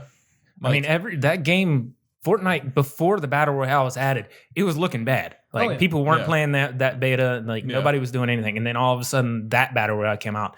Squashed PUBG. PUBG tried to sue Fortnite. Nope. And the rest is history. Yeah. Fortnite's never going away. Daisy's like, wait a second, pub. You stole our idea. Either do Black Ops, where you make a pretty good game and then have a really successful Battle Royale mode attached to that, or do like Apex Legends and just make a really good Battle Royale game. Yeah. Either or. I don't care. Apex, I don't care which one. Apex is good. I think because it twists that formula a little bit. Like, all right, you're going in trios to start with. Yeah. Speaking of Apex, did y'all see their latest character reveal? I don't believe so, no. It's about the funniest thing I've ever seen. So they've been teasing this character called, I believe it's Revenant or something like that. They've been teasing him for months, and everybody was like, that's the next character. That's the next character. So I think last week they released a trailer for their newest character, Forge. He's a boxer. I think he's a former boxer with a machine arm.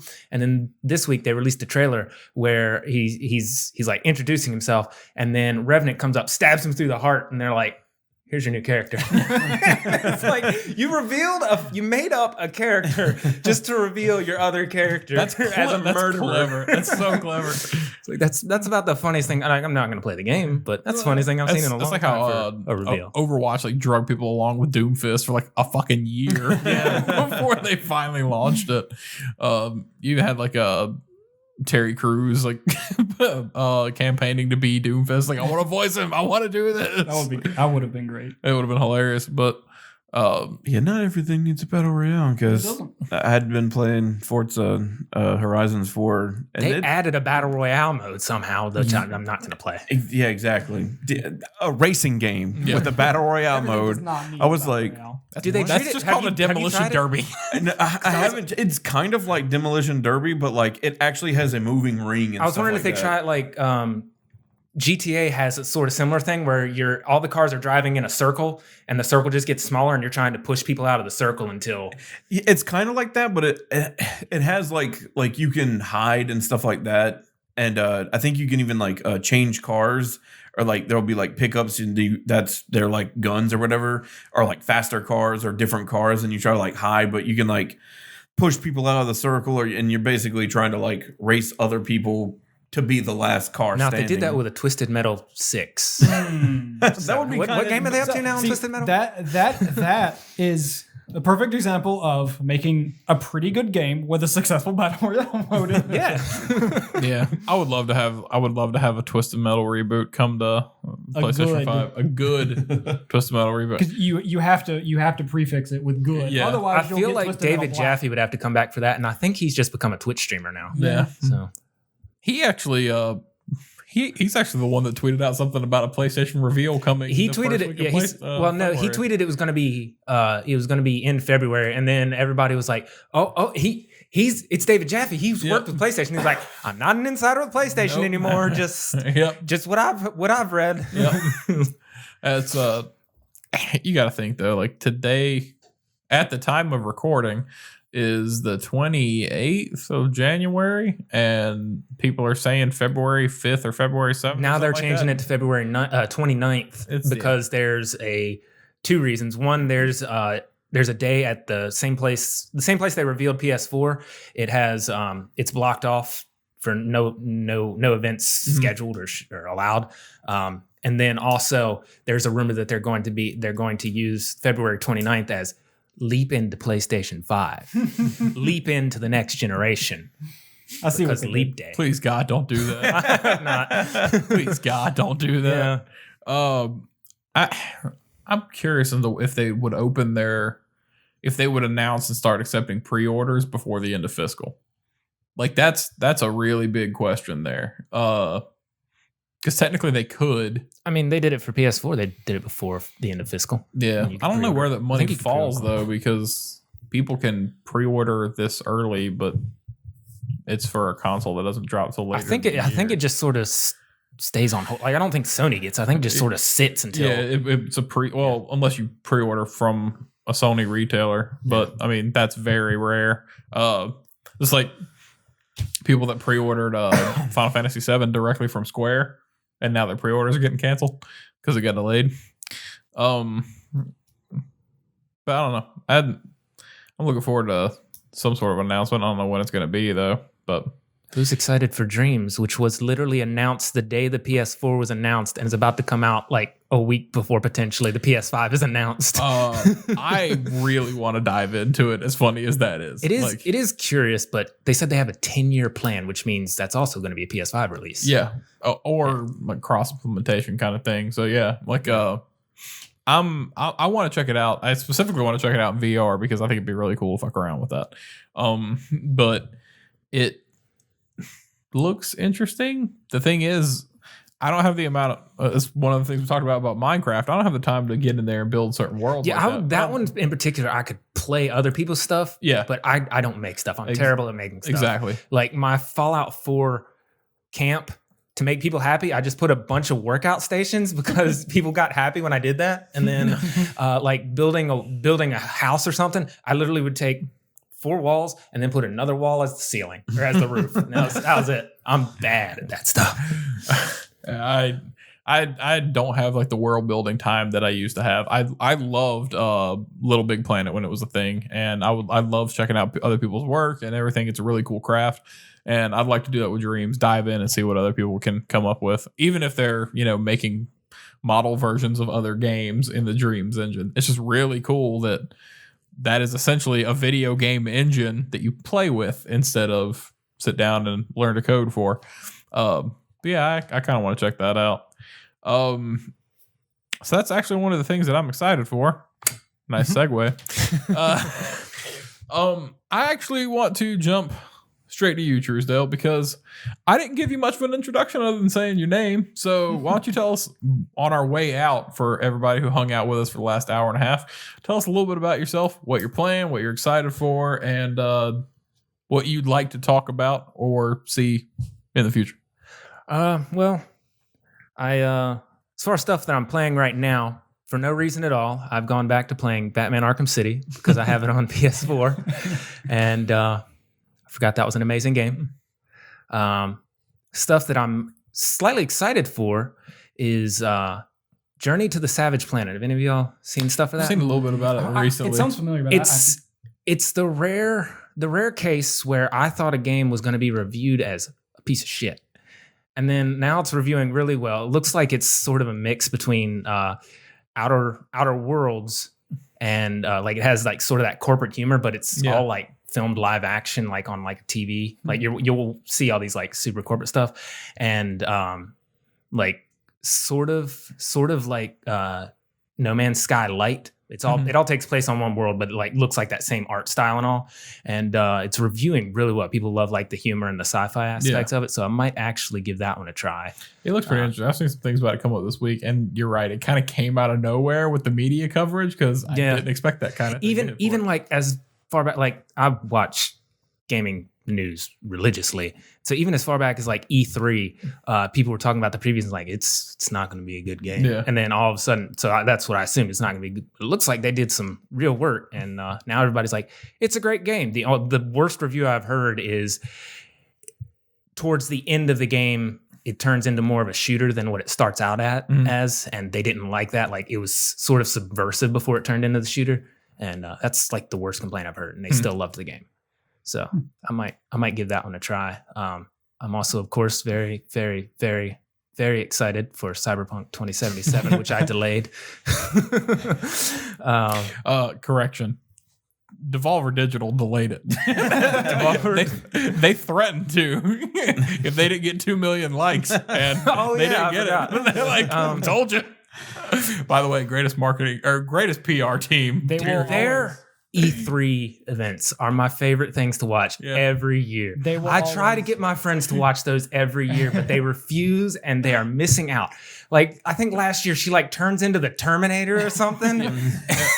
she's like dead and keeps. She always has nose blood just rocketing out of her nose by the end of every episode. Yeah, because like we do E3 at my house every year, and guys will come over. We'll hang out here. We just kind of make a couple day event out of it, and my wife just watches with us and hangs out, but. When Devolver comes on, she's like, "What the fuck is this?" It's such an awesome like mess. Yeah, she's like, "This isn't a press conference." I'm like, "I know. That's why it's so good." I've said it on one of the podcasts before. They are my favorite developer that I've never played a single game from. You've never played a Devolver game? I don't believe so. No. He probably has. He just doesn't know. Their games are crazy good. Like, they're really sound. Even their bootleg pack is like really good. But they bootleg their own. I was about to say, is that the one where they like made shitty versions of their own games? Yes, for people. Yeah, it's still good. It's funny.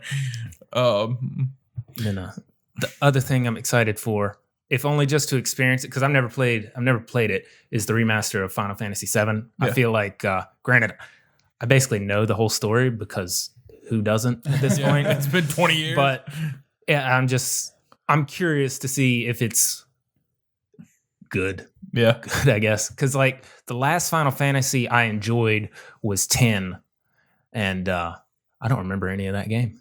I think anyone does. Jecht is the father. Yep. And Jecht/Sin, whatever you want to call it. I was about to say, I'm pretty sure he's also the like giant sin demon thing. Yeah. Yep. And the only thing and Titus is a ghost. Titus, whatever. The only thing memorable from 10 is Titus's laugh.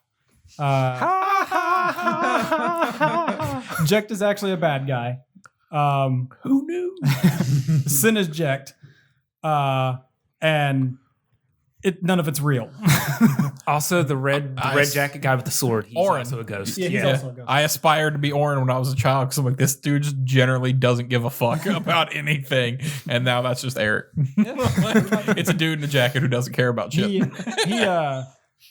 He was really influential in my formative years. Yeah, I can see. I can tell. Josh. I'm still playing Kakarot, and I'm excited for Neo 2, and eventually when it finally comes out, Cyberpunk. I'm going to delay that again.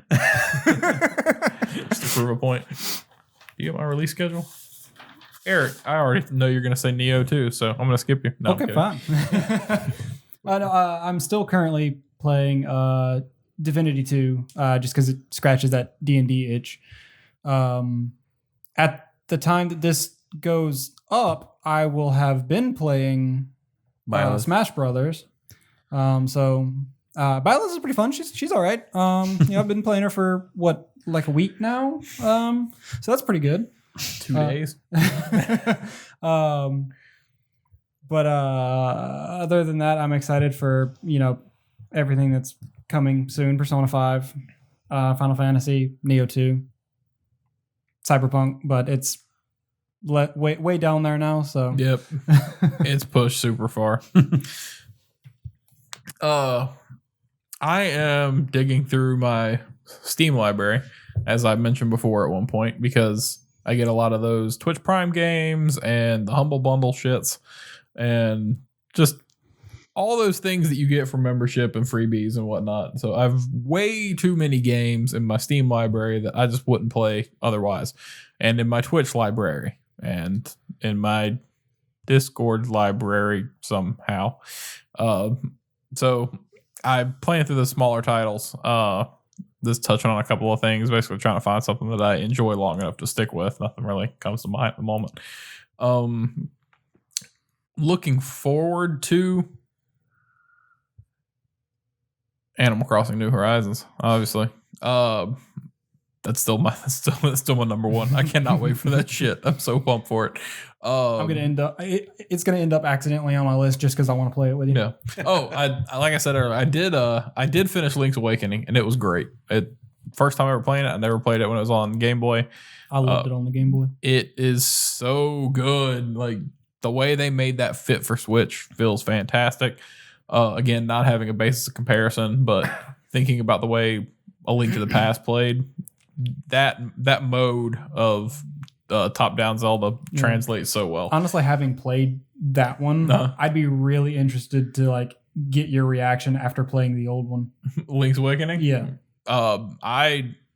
That's one thing I wish they would have made that like an unlockable deal after you finish Link's Awakening on Switch. I think that'd have been really cool. Is Link's Awakening on the Damn. No. If it was, I'd be diving the fuck into it because I thought it was great. And Link to the Past is my favorite Zelda game of all time. That's my Zelda, right? But I thought Link's Awakening was fantastic. I really like the way they adjust some things for modernization. So that was really cool.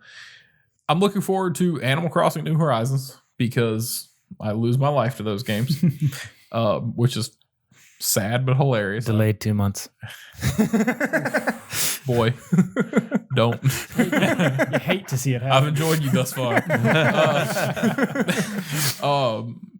I've been playing those since Game Boy, dude, or not Game Boy, GameCube, and I saw somebody in our local area on like the Facebook Marketplace thing or whatever. They put up the GameCube cartridge from Japan but localized, and I'm like, or not GameCube, but the N64 cartridge, and I'm like, I fucking want that because that was never released here, and it was actually called Animal Forest, and I'm like, I want to go buy that like right the fuck now, and I think I lost it, like somebody else got it.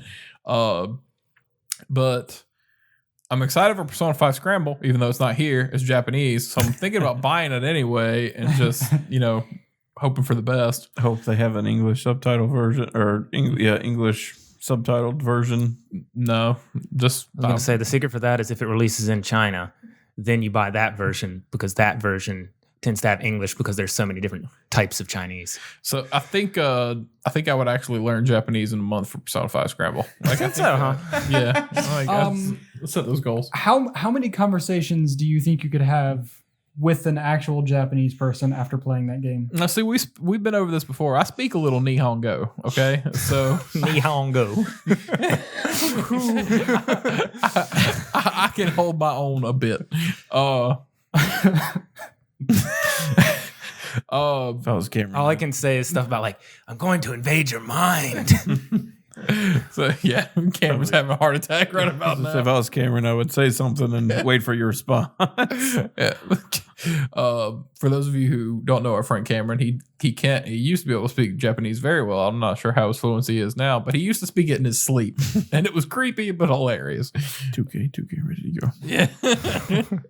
All right. Ghost of Tsushima is at one of the top of the things that I'm excited for, but we don't know when that's coming other than this summer. So I guess we'll stay tuned for that. And apart from everything else, that's going to wrap up our show, gentlemen. One last prediction from me. God of War is going to be announced for late 2022 and delayed to 2023. God of War 2. God of War. I'm gonna be completely totally honest. I know they're working on it because they already said like there was so much they cut out of one that they could have made DLC but decided not to. So they have a platform for that next game. I hope they don't make it to start with. I want them to let Cory Barlog do something else. I only make that prediction because I did the exact same thing with Last of Us Part 2, arguing with people. When it was announced at PSX 2016, I think, I got into arguments with people on YouTube, in the YouTube comments, saying, they were like, oh man, this game's coming out in 2017. Oh man, this game's coming out in 2018. I was like, you're all idiots. It's going to be announced for the end of 2019, and it's going to get delayed till May of 2020. And I nailed the May of 2020 part. When I saw that initial trailer, like, without Ellie or anything else, like that's a 2020 game right there. Mm-hmm. And when you see Ellie and Joel and everything in it, like, yeah, that game's way far out there. But I wish I could go back and find those YouTube comments just so I could respond to all of them and be like, haha, fuck you. I was right. You best believe Erdnot Krios on YouTube from now on.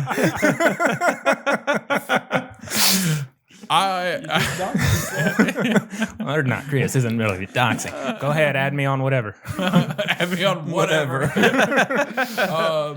So yes, people can find you on whatever. Yeah. You can find us on Discord, and you'll find him in there too as Erdnot Krios. No, somebody changed me to Swollsdale. Swollsdale. Yeah, that's right. We bounced around your username so much. It has been fun to have you, and like I didn't pitch it as well as I did usually at the beginning of episodes. Please jump in our Discord and be part of the conversations that we have there, because we do have a lot of fun talking to people. You're active pretty much every day. Swink is active pretty much every day. Deodorant's active pretty much every day. Great name. Yeah, people's online handles, man. Yeah. So we appreciate having you guys. We appreciate being part of these conversations. Throw us some topics. Let us know what you'd like to talk to us about. That's always fun. Truesdale, thank you so much for coming and joining us today. I really appreciate it. It's been fun having you. I'm sorry I fucked up your topic, but I'm glad we reeled that back in. Well, either way worked. Made it longer. Yeah. Oh, we got a lot of content out of this clock. Is this the longest one? Yeah, I think it is. This is clocking in at the longest one right now. Yay, me. Yeah. I'm so interesting. Eric, our champion, whose trophy has been taking up most of your face. He's just over there. I made sure to position it. It's like you're resting your head on it. I know. Our absolute champion, who got three golds, and 2 silvers out of the 6 events. Out of the 6 events, 2 bronze. I never placed I apologize. That's and right. the 6th one of the events wasn't originally planned. Nope. That was like one of your silvers, wasn't it? No. That was one of his bronze. it was one of the bronze. It was one of the bronze. Yeah, I got a gold in the one that wasn't planned, and we don't know how the fuck that happened. Because like all of a sudden, like, hey, I understand ragdoll runners. I know how to jump over hurdles, but I don't know how to just run in a straight line or long jump. I can't jump, and I can't run, but I can run and jump. I can't do them separate. Beggars can't be choosers. It is great to be in your presence again, and I do feel humbled. Please, my head can only get so big. I hope celebrity life has been good to you, and I look forward to seeing what you put together for our spring events, or what you decide to tell Josh to put together for our spring events. You know what I'm actually really excited for? I'm really excited for my supermodel girlfriend. Like, when does that happen? At what point in championship does that happen? Hang on. It's really funny if you see how much they were fighting during the live stream. Oh yeah, we're supposed to kill you. Yeah, we're supposed to hate each other. Hey, can we play like just like beat it, but as like a recorder tune, and then we'll have a knife fight? Actually, beat each other. Yeah. Hang on. For those that missed it, Truesdale was in our chat during the stream, just completely talking shit in the air, and it was fantastic. I am humbled to be in your presence and thankful for your light. Shut the fuck up. And I look forward to Josh cutting all this shit out in post after I send him the final video. Would you like to touch it? The trophy. Would you like to touch the trophy? That's pretty cool. I like that trophy. And Josh was here. So I can't wait. I said, oh no, it got corrupted when you transferred it to me. I don't know what happened. In 2 full hours. He's not gonna let that happen. Bye. Josh, thank you for coming. Eric, thank you for coming. Truesdale, I appreciate you being here. Thanks for having me. It's been a great week, and we look forward to seeing you guys in 2 weeks. Please join us next week for the sausage tray when we get back on our normal unstructured bullshit. Oh, this was structured. Oh yeah, this was structured. Halfway. We followed the agenda. We don't know what we're talking about in 2 weeks, but we'll have something. And I actually do have a plan for a very special episode coming down the pipes in March that we haven't discussed as a team yet, but you guys will figure it out. So, Oh, well. 2-month head start there. All right. Thank you guys for joining. Come back next week. Join our Discord. All that stuff will be in the description down below. I'm not going to recap myself for a 9th time. So Bye. Beautiful, muscular women in your area. Oh, man. Is that recording? Hi, I'm Eric from Roommates Gaming. Don't forget to like, comment, share, and subscribe for more content, and check out some of these videos.